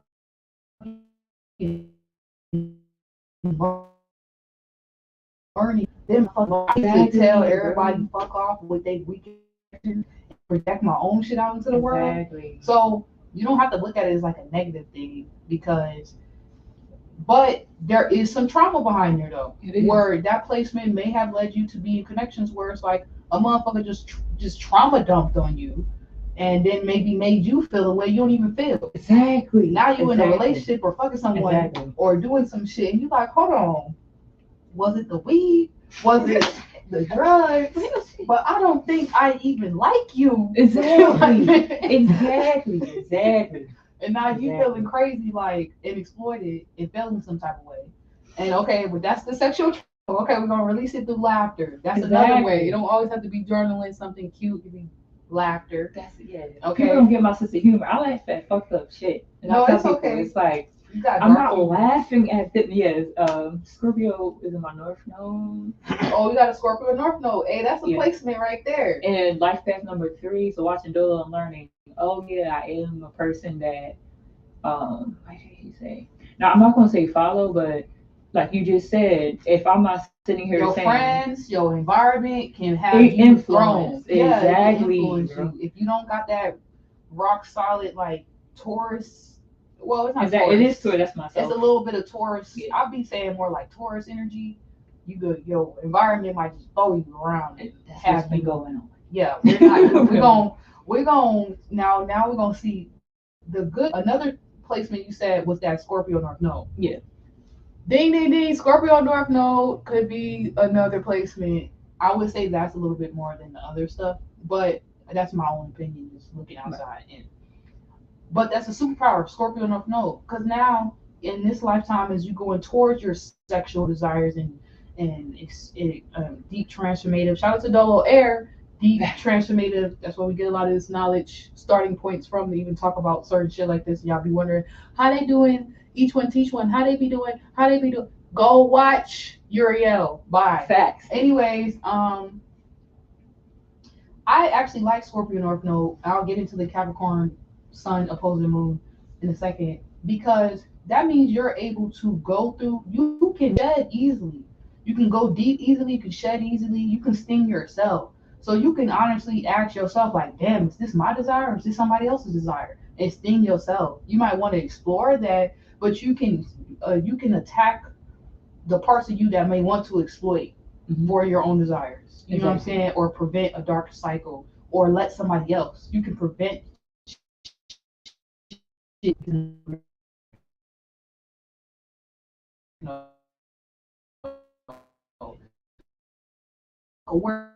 Real big.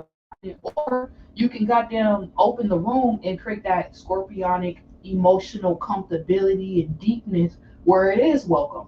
Where some shit might go down and you might get to experience some shit sexually. The next motherfucker never gets to experience that they dream and wish for, whether that's a threesome or some crazy shit. You know That's real. That's like some people probably dream with, but they don't because of that placement.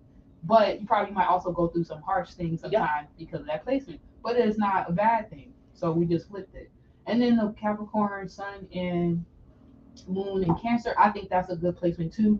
I can see the trauma behind it of like other people persuading you with their own influence and fucked up crazy emotions. And then the Capricorn know how to compartmentalize and just repress shit real good until we learn like, oh, repress the bullshit, use it as like a climb, use that shit as like a rock to climb up off of and stuff like that.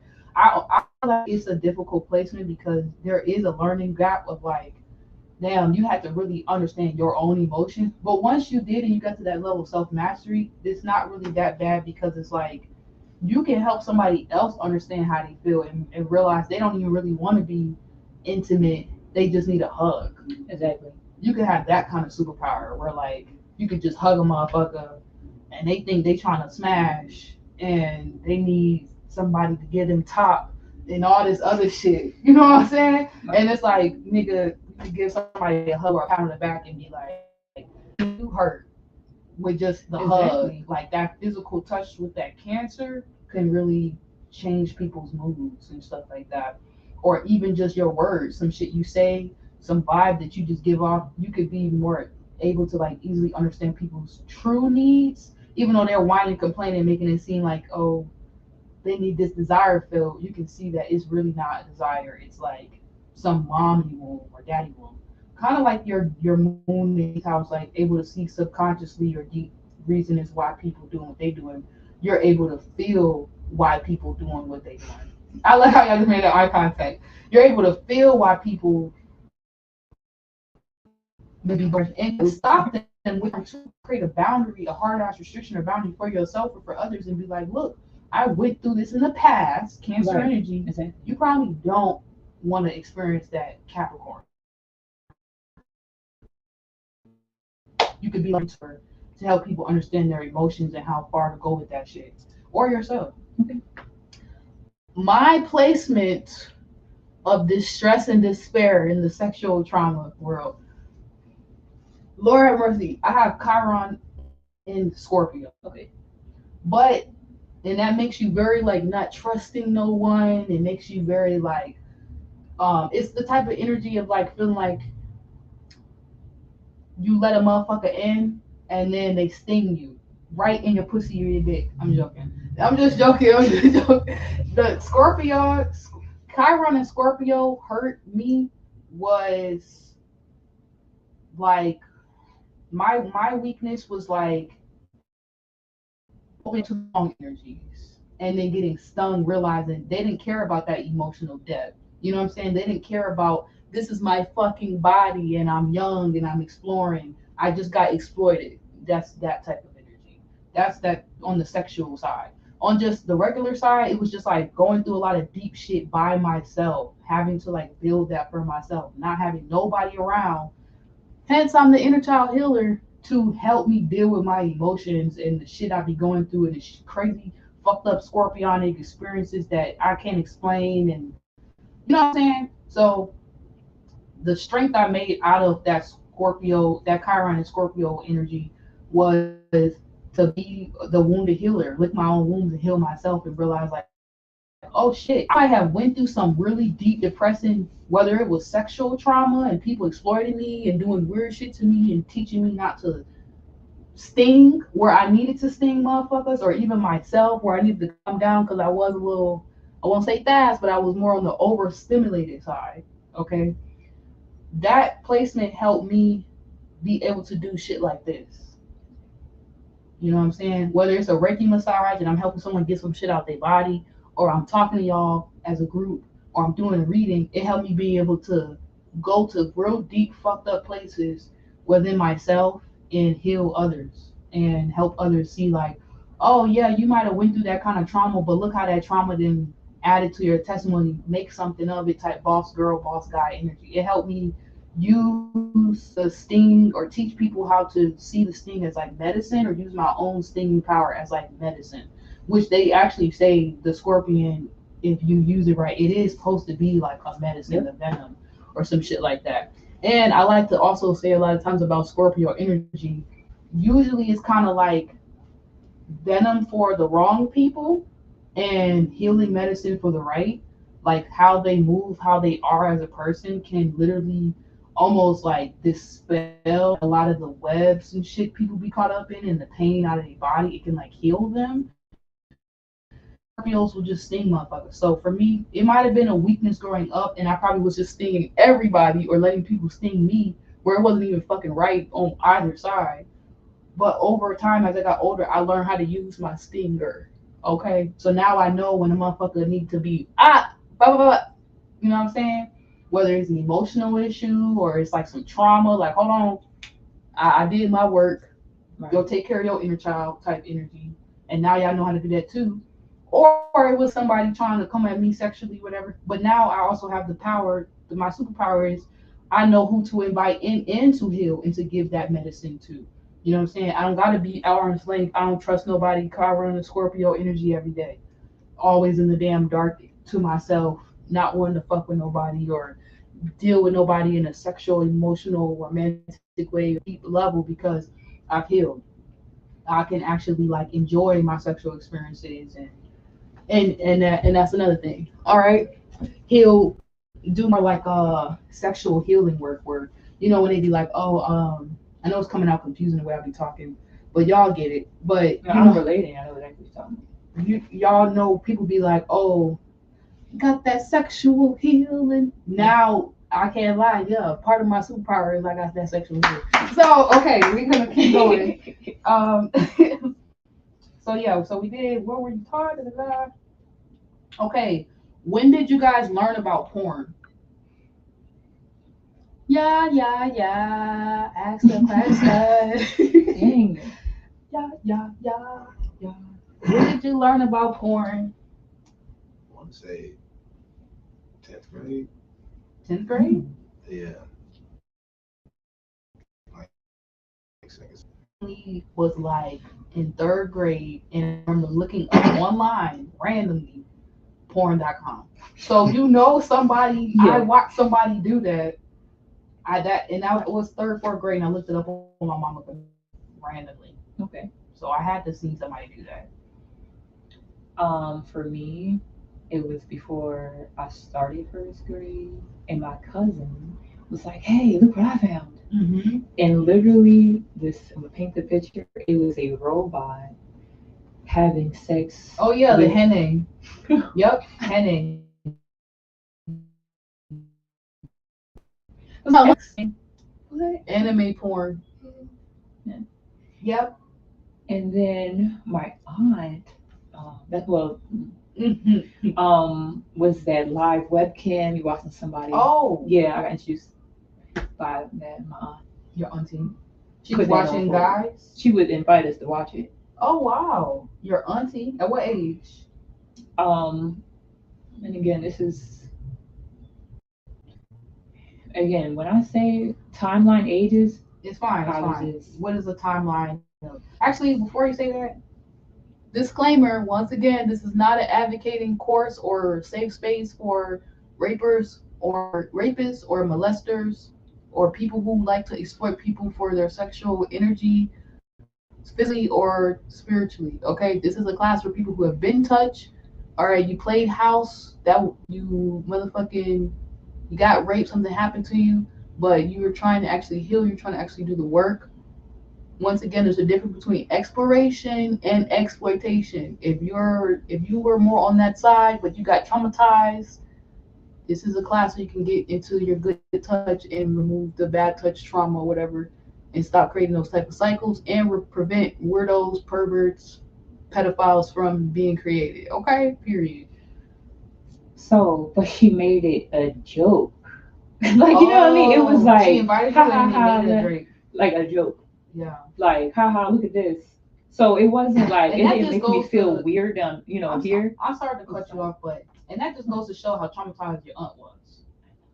Because however old you was clearly under that 14 to 9 years old gap of understanding fully your own energy.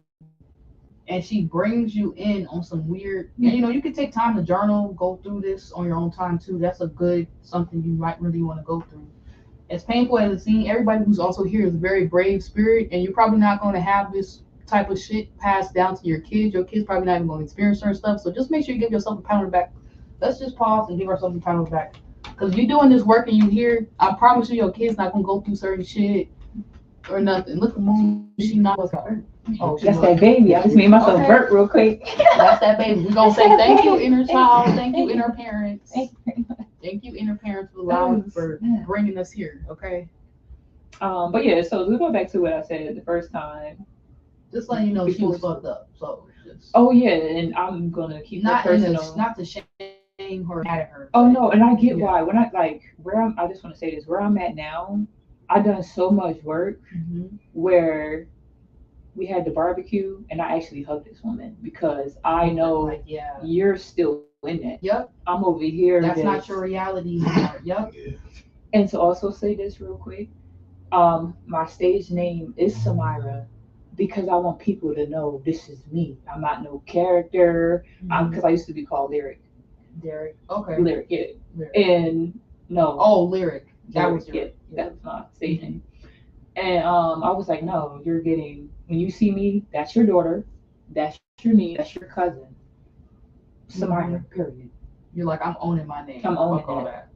Yeah, And and that's I did that actually for a very myself. nice name. Yeah. Thank you you. reclaimed your name. Yeah, That's because powerful. I didn't, because when they said Samira means free, I didn't feel that. When somebody called me Samira, I'm like, ew, I'm not that. But you reclaimed it for your inner child though. Like, you're not gonna take me from me. Exactly, I'm Samira. And this is how you get all your pieces of you back What? to, from all those exchanges that's been made, or even just energetic exchanges, because you don't always have to have trauma bonds and sexual court ties. Obviously, as you just mentioned, through just watch porn, Right. there's a soul tie there that is a little weird, but it's there. You know what I'm saying? Because it's like your sexual energy was in the room, her sexual energy was in the room. Where the fuck happened? Where to go? That's why you just called it out. Well, through you calling out, you're like unraveling the tie. You know what I'm saying? When we ignore the trauma that we've had or the PTSD, what we've been made aware of, what we've been exposed to a little bit early on, we can't unravel those cords. When we ignore, like, damn, that nigga did technically assault you, got you high, got you drunk. You know what I'm saying? Or that bitch did kind of like, took advantage of you, homeboy. Then you can heal from those sexual urges and desires and all that shit that you got and not be lost in it. But some people do live in a reality where they're lost in their desires and to they owe. And even though they lost in their desires, they in the desires acting like an 8-year-old, laughing at the TV on porn, and she's a grown ass woman. Yeah. Example. Yeah. You know what I'm saying?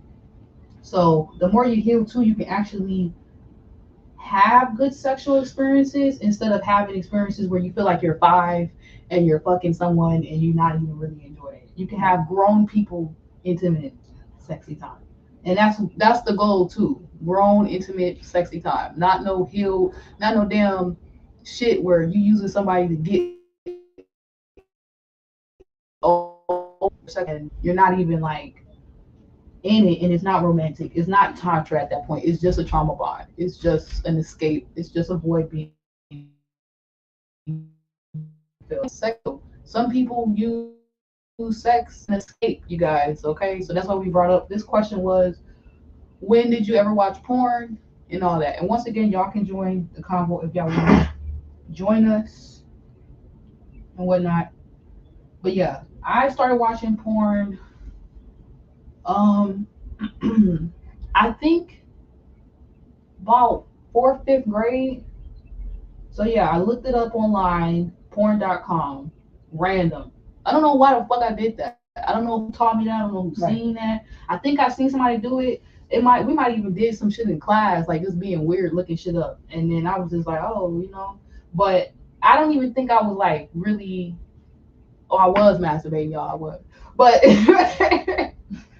me in the shower had an intimate relationship. Yeah, hey, that was not exploitation. You said I don't like watching porn. Yeah, I don't like watching porn anymore. I looked up porn.com on my mom's computer, and then I also looked up porn at night sometimes, right around the time that I stopped the cycle from almost repeating of me getting touched and going through things as a young woman, baby girl, whatever you want to call it. I stopped the cycle of me almost repeating it with my sister. Some of you guys have seen that video where I did a video about me stopping the cycle of like house and all that other shit in my family. My sister on my mother's side, we just kissed and I touched her down here on her private part. Okay. It was one it took two occasions, if I'm not mistaken, time that oh shit. It's like I came out of my awareness or my awareness kicked in, whatever sexual awareness kicked in, and I was like, oh shit, this is wrong. Like I'm doing this because I was watching porn on my fucking DSI and I'm seeing this, or watching porn on my my mom's computer, or because all these people had touched me. I won't go into it, but full story. But my sexual trauma is that I had a lot of women in my family, not in my family, but because y'all know sometimes y'all have those family friends and we have these sleepovers. Through the sleepovers and the family friends, I got touched a lot. It was actually more females that either made me go down on them or touch me, and that's that. So yeah, after an experience, actually it was an experience with my sister. So my mom's side, they have their dad passed away like a few years ago. So I'm not gonna go all into it because we'll be here forever. Y'all know. Take your time on your own time to like decode y'all sexual trauma, the age you was going through. Create like a timeline for yourself and mark that shit out. I've done it. It explains a lot. But around that, I started watching porn kind of like right after that experience with my sister, and I only had one other experience where I almost touched someone, but it got interfered with the first time was what her one of her brothers or some shit, because they had like my stepdad had my sister and they had like mad kids on that side of the family, and some of my brothers used to touch me, so it was like females and masculines. Then when I was about to get into repeating it, the first time it got prevented, my stepdad walked in, saw what we was doing. He was like, "Oh hell no!" Right. I thought I had did something wrong, but luckily, actually, my little brother, he kind of was always gay and on the borderline. So I used to blame myself, saying that I made him gay, but he was wearing tutus and high heels. He kind of always knew he wanted what he wanted. Okay, so there's nothing wrong with exploring. I prevented the first time. Then the second time, my ass was damn near about to explore my little sister because I was trying to get my rocks off and I didn't even know that's what the fuck I was doing. Okay. So I stopped it the second time. The first time we kissed, I was like kissing her, we was kissing each other. We was both kids. Second time, I stopped it because I was like, this is fucking gross and you're my sister and ill, your tongue tastes like fucking Gatorade and hot wings, and it's like it kicked in like you're fucking gross. Exactly. But you're not nasty. There's nothing wrong with y'all. If you explore, if you play house, that is natural for young people, young kids. My time frame is really under 9 to 14. Like it's okay. You're still learning your body. You're still learning stuff. But yeah. So I watched porn. By the time I started watching porn, I had already really prevented the cycles, but the porn was what actually made me aware I was doing something wrong. Gotcha. If that's the best way to explain my my what happened. So it's like I was going through sexual weird exploration stuff where we were just exploring ourselves. I did get exploited a few times, but by the time I started watching porn, it's like I was on my side one day. Me and my sister around that same time had that second interaction, and then I was like, "Oh, they doing this on," and then it made sense and it clicked for me, and I was like, "Whoa, this is bad." And I told my sister right then and there, I said, "Don't ever let nobody touch you." I gave her a whole rundown. I said, "This is bad touch." That's where this shit started. I told her, I placed her, I made it clear that what I was doing was wrong. I prevented the behavior and I touched her in that same spot, but delicately this time, respectfully and gracefully this time. And I made her aware if somebody goes down there, that is bad touch. Okay, this is good touch, hugging you, but this is wrong. Okay, and that's how we hear now. Okay, thank you. Um, and now when y'all talk to y'all brothers and sisters, Exactly. you can give them some tips from this class. You talk about stuff. You can prevent them from letting somebody do something to them. If you went through something with someone, you touched them, they touched you, y'all played house, apologize. Bring those conversations up. That actually made me and my sister were always close as besties, but she's in college now, so you know she's grown. She don't listen to nobody. But that actually will make y'all closer as y'all get older instead of just silencing yourself, not saying anything. Say something. I promise you that guilt that you feeling will be released. Forgive yourself, okay? Because it's you're not alone. There's that you were exploring. You weren't exploiting anyone, okay? And if you did exploit someone, apologize and break that cycle by not doing that ever again to anyone else, okay? That's it. Release that off y'all little precious hearts because y'all was kids. You didn't know no better. It says, okay, so we're getting to the nitty gritty. This is pretty much it, and then we're gonna kind of just hang out. I probably won't. I probably might go live again unless my phone will be more playful. Last two important questions. Once again, y'all can join. I noticed this has been like a real intimate setting, so some of y'all probably don't want to get up and say nothing because it's like scary to just put your shit out there. But this is what's gonna be what you need. This is what needs to be being done in y'all homes moving forward. Like if we're coming into these new times with technology and certain shit, like don't break the cycle. This is what you do. So the last two questions is who touched you first, and have you ever touched yourself? I guess I'll go ahead. Okay. I can't really say like a family member touched me. Um, I know. Well, I actually, um, I guess I can, but honestly, I just remember that just from all the conversations and everything y'all were saying. Mm-hmm. Actually, it's just It just popped up because yeah, it like be in there. literally. Yep. Exactly. But Sometimes, sorry to cut you off. Sometimes we block out these memories because we cannot handle it until you actually let it surface. Then you can get rid of it. Sorry. Keep going. I know. For me, like the reason I'm here today is because like I masturbate and Mm-hmm. I watch porn. Okay. I just gotta admit it. I Admitting don't it is like you it. getting rid of the problem. Hey, I'm a high five, even though that might be your jack off hand. Wait, somebody said something in the chat. Keep going. Well, I mean that's pretty much like honestly, like you saying that stuff not it's not good.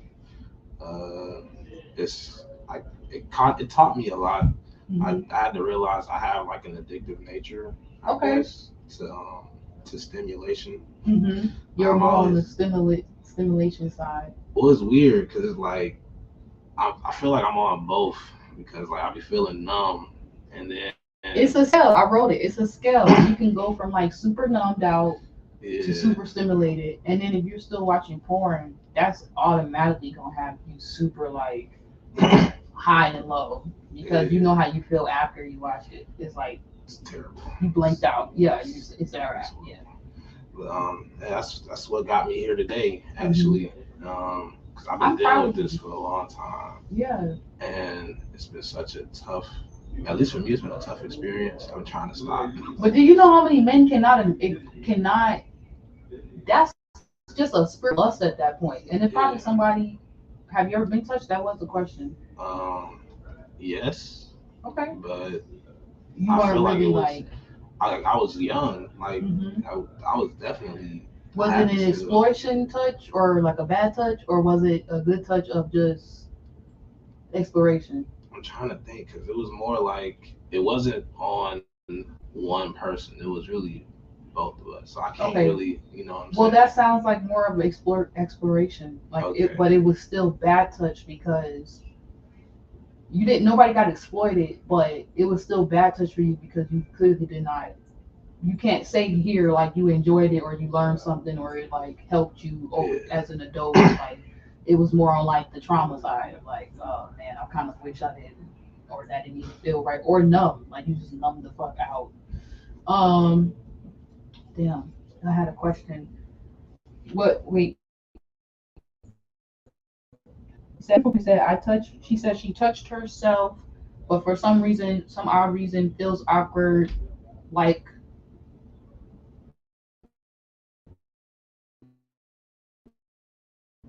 her to like touch her. So some people are being intimate with themselves, and that's fine. But I would recommend that you take time to do so because you might notice like the kind of weird moments that you have with your partner. You're probably having that with yourself. Mm-hmm. The awkwardness will come up too with someone else if you don't like address that with yourself. Now I also get awkwardness in the sense of like shame or like you feel like your spirit team God looking at you like after watching porn. That's a different. If you're experiencing that level of awkwardness, then you might just be very self-aware and you don't need to do all that. You know what I'm saying? You don't need to masturbate. You don't got to do all that. Wait for your partner to do it and enjoy yourself and keep your boundaries up too though. So that's self regulation at that point. When you get to that point where you do feel awkward or weird, but then you can just stop yourself and also not stop yourself afterwards, but stop yourself from continuously doing it. Now you're building good boundaries. And people think that boundaries are always about other people. Sometimes boundaries about external like sometimes boundaries it's not just to protect you from other people's energy. It's sometimes it's about your fucking energy from other people. Boundaries can protect people from your shit. And people get that confused sometimes. Like they just think, oh, boundaries is for everybody else around me. No, boundaries might protect you from getting your head cut off today because today I'm not in the mood. Right. You know what I'm saying? So now what it seems like you're dealing with the questions that we add. Once again, y'all can join the chat. Y'all can join us live. Join the live and say something. We asked who touched you first. Have you ever touched it first? It seems like yes, you have touched yourself, and you answered that question, and somebody did something to you, but it was more like exploring. What I would say for you is that you need to focus more on honoring yourself, your self-regulating, and checking in with yourself when you're like not honoring your equilibrium. Like you're not really in the mood, you just want to stimulate yourself, or you're really numbed out and you want to be stimulated. Like honor when you're kind of in that bad stimulation or numbed out feeling. So then when you do have a moment where it's like, oh, you feeling good stimulated or you feeling, good numbed out a bit. If you do want to do something like before, you could either put it in a beat or some music or something and use that sexual energy wisely, or you can use it for yourself, enjoy yourself, and you might not even need the porn because you're just in a good space. Because usually when we're watching porn and shit, you're not already in a good space because no matter how you want to try to admit it, it's just not healthy. It's too much stimulation and it numbs you out completely. Period. Don't try to make it's nothing. Okay. And I'm not trying to shade people who are in that industry and do that work. There are people who do sex work and they do it to like heal you. You know what I'm saying? Literal sexual healing. They make content to like for all this type of shit. But I'm not targeting certain audiences. I'm not speaking on certain stuff because it gets messy and weird. And we're talking about inner child healing here. And ain't nowhere in the industry of porn you can do some fucking inner child healing. I'm sorry. that's inappropriate for those childlike spirits and our precious fucking protected ass spirits that shouldn't even be around that type of shit. All right, somebody might be in here talking crazy. I hope not. Oh, never mind. I thought y'all was talking crazy. I was going to say something. Okay. So it says so shout out to Aria. That's how I say it. Aria. Area.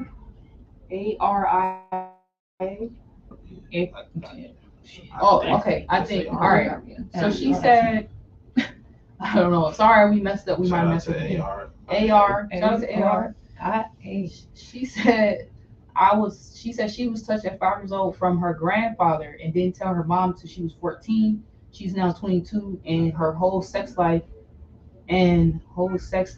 since 18. So from 14 to 18, really you got touched at 5. Then you ain't even say nothing till you wasn't able to speak up for yourself till you was 14. Now you're 22, so you already got a sexual life or history started active. You got active from 5 years old, whether you wanted to or not. I'm just, Yep. I'm helping y'all timeline shit. So when you make that timeline, that's some of y'all homework. You need to create a timeline for when you got intimate, you start watching porn, track your trauma so that you can get rid of it and stop creating those type of experiences. So do it, make a timeline, write the year out, and then do that. Okay. So says 22. So already you had a 15-year, goddamn near 15-year sexual active life that you didn't even really sign up. You wasn't even trying to open up. At 5 years old, what 5-year-old is saying, open me up? Ill. So sorry, but yeah, that was not your fault. Remove that guilt. If you have any guilt, like on a spiritual level, like, oh, you manifested your grandpa to put that, you can put that shit on him, return the sender. That nigga got a fucked up spirit. He was wrong. Let me just give you that confirmation validation. So then it says, so since her whole life, her sex life since 18 has been toxic and shallow, and she's now been celibate for 4 months now. Congratulations, that's what the fuck I'm talking about. High five. High five.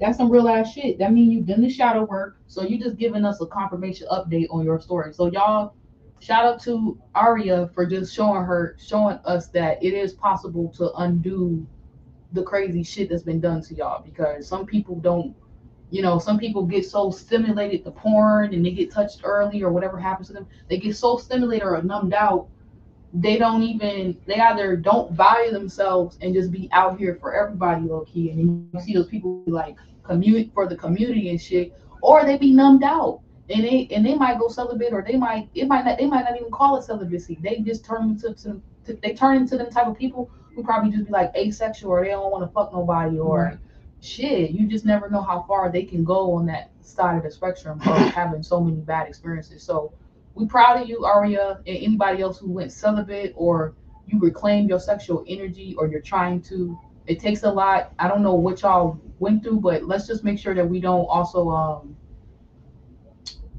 we don't fucking like no, don't be in this space trying to compare your trauma to the next person. There's no worse or trauma than the next. Okay, but just know you're not alone, and that's what we're in this space for. Okay, so then beautiful Portia said she touched her first. She touched herself first, um,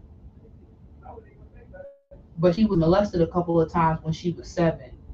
However you spell it. Okay, so that makes sense, Portia. That makes sense, Portia. Though you said you don't like touching yourself, but you was touched a few times. You know what I'm saying? So that you through people being able to access you before you really access yourself or got to know yourself, that might be a whole blockage right there that you're not even really, that you might have seen, but you probably didn't. It was that deep, but it could be deep. So now you know, like, damn, your womb might be, you know, you got exploited, but okay, now you can goddamn take your power back and explore yourself without letting how you got exploited make you just be like cut off from you and those moments with you where you might want to be intimate, and you might be like fuck your partner, or you want to be more intimate with your partner, but now you can get to that space with him by getting to that space first with yourself. awkward ever in the bed with nobody, with yourself, with him. You could be in the room feeling on your titty and not feel weird, or got your hand on your private part and you not feel weird or some shit or awkward. And then Aria said, after leaving a physical abusive relationship, I noticed that I can only after leaving a physical abusive relationship, she noticed that she can only watch porn when she's not happy. When it's not happy, she happy, she feels like she don't feel the need, and she when I'm not sexually active anyway, trying to channel it into creativity. Thank you so much. Yeah. So that's about it. I know we need to stretch and move and shit like that because this floor is getting to me too. But yeah, moving forward, that's all my notes. That's pretty much the class. It is officially 6 o'clock. So I wrote here, yeah, as a child or when you're a child or you whatever, I don't know what the fuck. My handwriting is terrible, y'all. But being able to not to be taught about your sexual energy and not have to repress it early on, this can help you be more wiser about the boundaries that you create or who you allow into your energy. This can help prevent pervs, weirdos, all that other shit. But it also can like a child who's actually informed can be able to express themselves and defend themselves, okay, which then prevents and breaks these cycles. They can protect themselves a lot earlier rather than just putting on a condom or just doing some drugs and then being like, oh, let's fuck or some shit and not thinking nothing about the spiritual laws and shit that's so pretty run back through this like what the fuck did she just say? You really have to be in this space to get how the fuck I speak and how I'm talking. I always ask spirit that y'all don't get me if y'all not doing the work. I know I speak like 5 different ways in one way. My dialect communication style is crazy. I'm working on speaking better. But for those who completely understood what the fuck I've been trying to say in this whole lecture course workshop, we will be doing this again next year. I do these annually. This is the fourth annual. It's the first time we've ever met in person. Um, yes, I'm just saying my last few notes. It says teaching this enables kids to protect themselves, speak up, blah blah blah. You know, defend others, get to the root of why they are expressing their sexual energy in the way that they are. It's we are all, a lot of us are taught backwards, and we're not informed anything about sex unless it's about a condom or not having a baby or being a woman on her period or being hormonal. Um, and so we need to stop that. This class is stopping that. This type of courses work that we're doing prevents that. If you don't get to the root, obviously and this is a great way to see the starting point of like how you got to certain spaces with people or experienced certain trauma, and now you know the time and place for when you want to experience that good touch with yourself or others, and you know how to help the young people process that. Let me see what was last said by Wifey Does Tarot. Shout out to you, girl. She says, sex is secret. I've been abstaining from sex for 8 months. Someone is asking me for sex right now, and I tell him no. I want to fall in love and be committed and have a family. Hey, you fucking do that. That's what I'm talking about.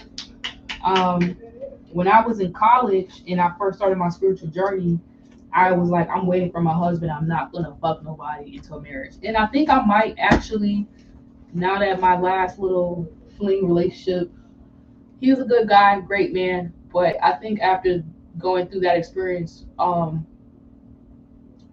realized for me, I'm gonna speak for myself and give y'all some tea.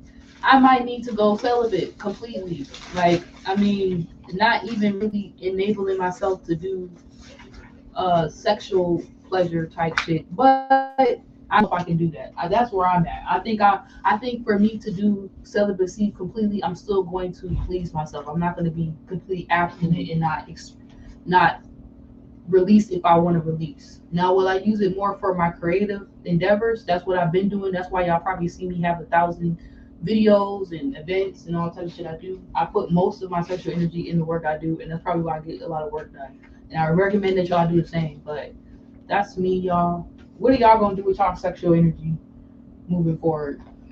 I'm gonna let you know what I do currently. Mm-hmm. Yes, I'm putting it into creating my own space, Mm-hmm. buying my studio equipment, things like that. And I'm also doing it to forgive myself. Oh, When I say I look at myself and I want to fuck me. That's what I'm talking You feel about. me? I be looking at me like, damn, like what you talking about? I be like, damn, you say because I look at it as androgynous. I look like Yeah. my father and my mother. You feel me?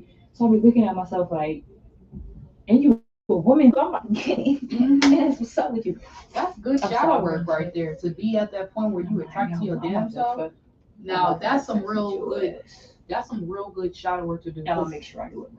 Because some people be so sexually traumatized, they don't even like themselves no more. They feel dirty, they feel disgusting. You were saying those emotions in the beginning. Now you're saying different emotions, sexy. You feel good about yourself. Oh yeah, come on now. Yeah, That's what that's I'm what talking about. That's real. When I hear my like, I'm really my own fan, like my own supporter. Like I look at my YouTube pages, my music as third person, and I'm like, yo, I would fuck her. Hmm. What's up with her? But now you can look at yourself as third person and have them boundaries. Like, okay, well, how would I get to that point? You can make sure you start relating to yourself in a way where people are not just coming to you, Scorpio North Node, for that desire, and they Exactly. coming to you to deeply, truly connect. Exactly. Yeah. But that's where I'm at. Mm. I'm fine. You about to be in your I'm fine era, I look good era. I look good. It took a I'm long feeling time to get myself. there. You feeling your, and now you're using your sexual energy for the right shit. Because you got those moments where you do, they call it risen a motherfucker, risen flirting, where you be feeling all zizzy, like, now you can use your shit to manifest. Gotcha. And attract certain things in. But with that, you also know how to repel. Okay. Because you now know the different tactics, ways they try to exploit you, get you. And you can be like, no, motherfucker, I'm just feeling myself. Ain't nobody talking about you right now. Exactly. Because a lot of people get that they don't understand their own sexual energy so much. Somebody could be not even flirting with them or trying to riz them up and think that they trying to fuck. And it's like, why I can't just feel good and look good today? Yeah. So, Exactly. or if you is, then they'll know. If they is doing the work, then y'all can have that good exchange and stuff. What you gonna do with your sexual energy? I'm gonna get back to doing stuff, Mm-hmm. doing stuff I enjoy doing, just outside of music. Like I love bowling when I was in high school. Like I feel like I could have like actually been in some tournaments and stuff. And what else? I was thinking about a bunch of stuff. Oh yeah, playing basketball. I already do that. I just did that this morning, so I'm already starting to do some That's of these good. things now. But just occupying my time doing things I actually enjoy doing Right. and stuff that it's like, You don't even got time to be. yeah, you know, like using that energy because a lot of times if I'm not at work, I'm at home. And if I'm at home, I'm not doing nothing. Yeah, It's like I'm at home with my family, so Mhm. and everybody got their own, Little world yeah, they be in. Yeah. I got their own little world. So it's like, you know, they doing, I'm really always doing my thing and everything. So I'm more so to myself, like just in a general sense than anything else. So I got a lot of time on my hands when I'm at home, but that'd be the problem. It's like I be having too much time. And like, I don't like being at home either, which is worse. Sorry to cut you off. I was gonna bring up something around the reason why this is important too, and shout out to our soul fam, is because then you ain't gotta be out here being flunked out with your sexual energy or desires being lost in your desire.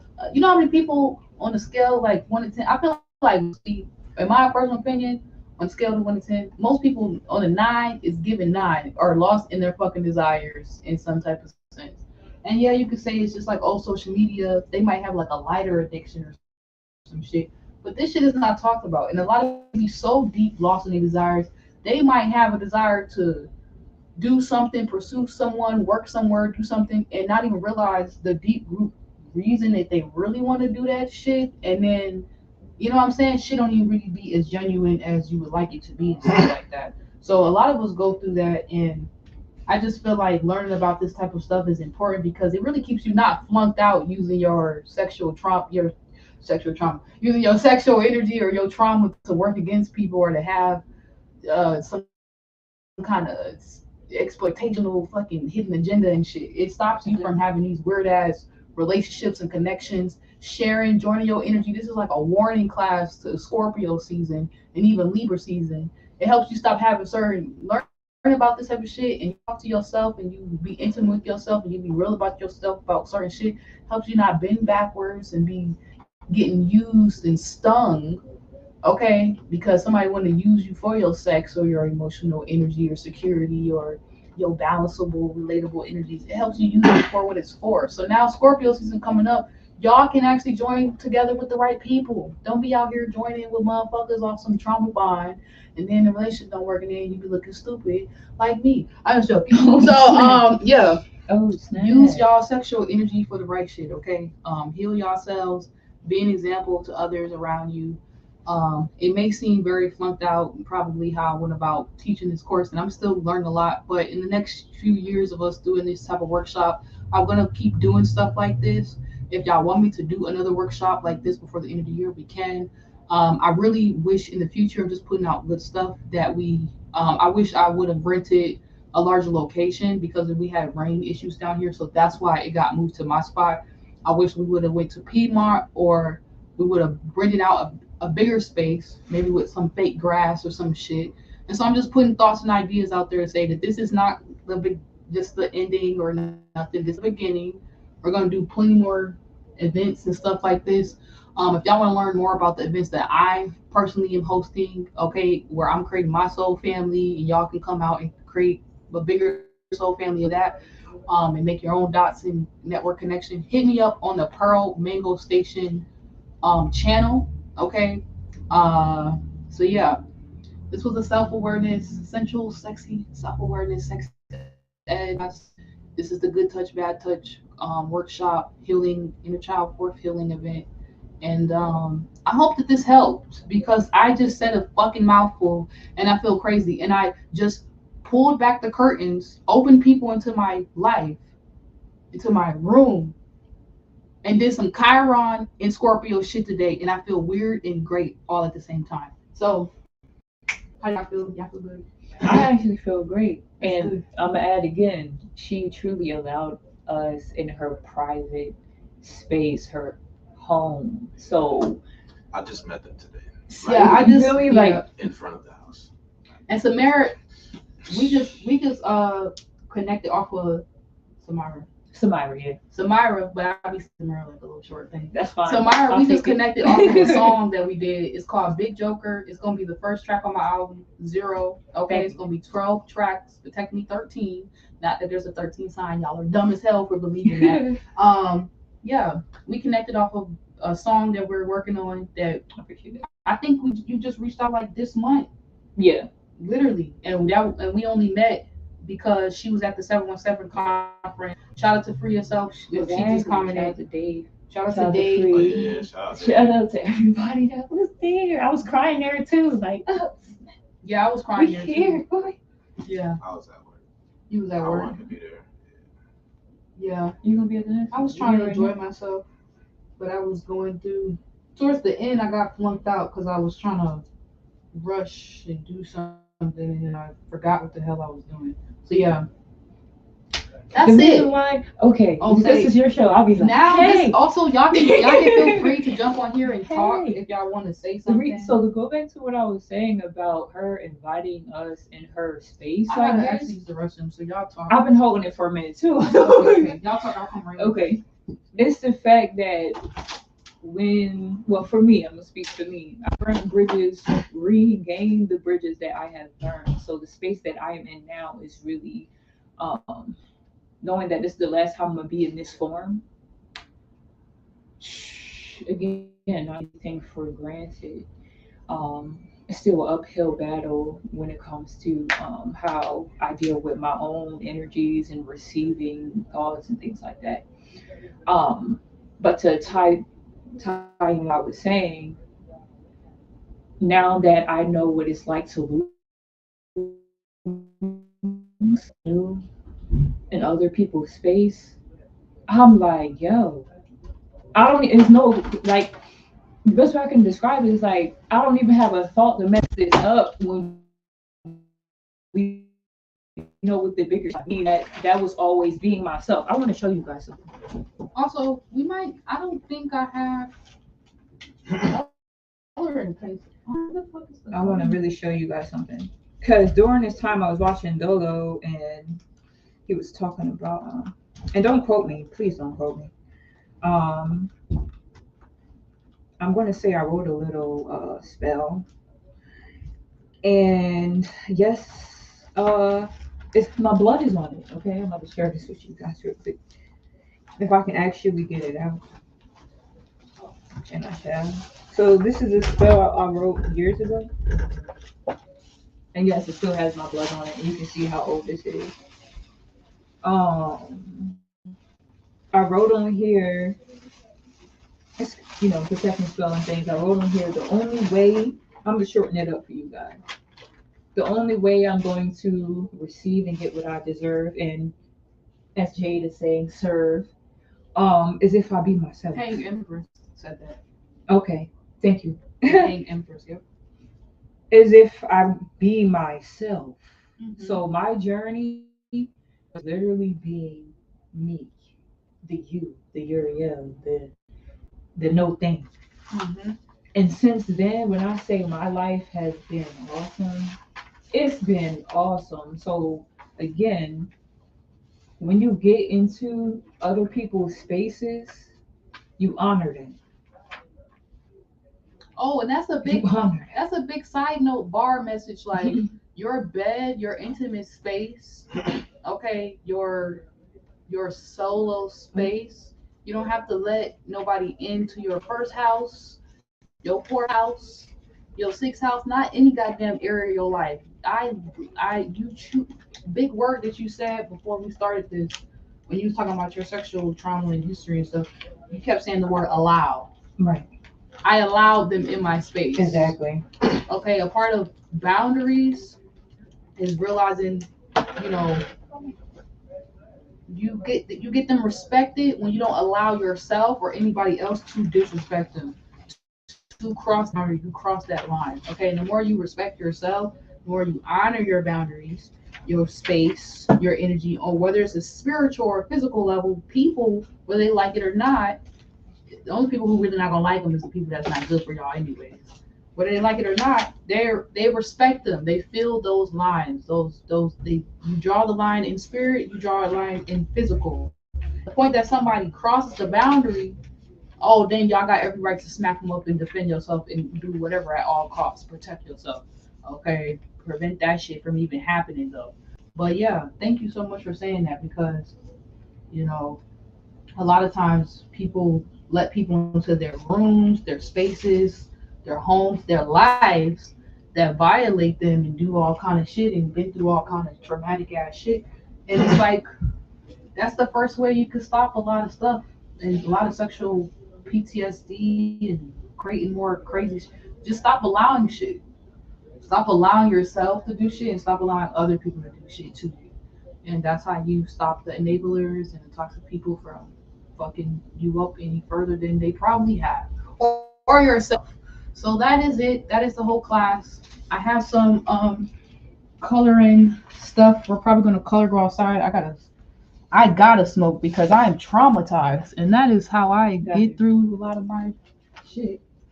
Um, that's it, y'all. I got some Naruto pictures. We're gonna color. We're gonna draw. Get the energy ball. Look at that. Look at that. The energy ball. Exactly. Okay, we're gonna channel our chi, our sacred energy, and draw and hang out a little bit. Um, shit. All of us in this bitch is artists and musical as fuck too. So not today. I don't think I have the energy to create on that level. I wanted us to be able to express in whatever kind of way and transmute all this energy into something. So we're just gonna go outside and go draw or some shit. And I hope you guys do the same. Don't just sit in your room and jack off after this video or masturbate. Actually, actually, go fucking do something with that creative energy because that's what it is. And stop traumatizing yourself. Love y'all. Bye.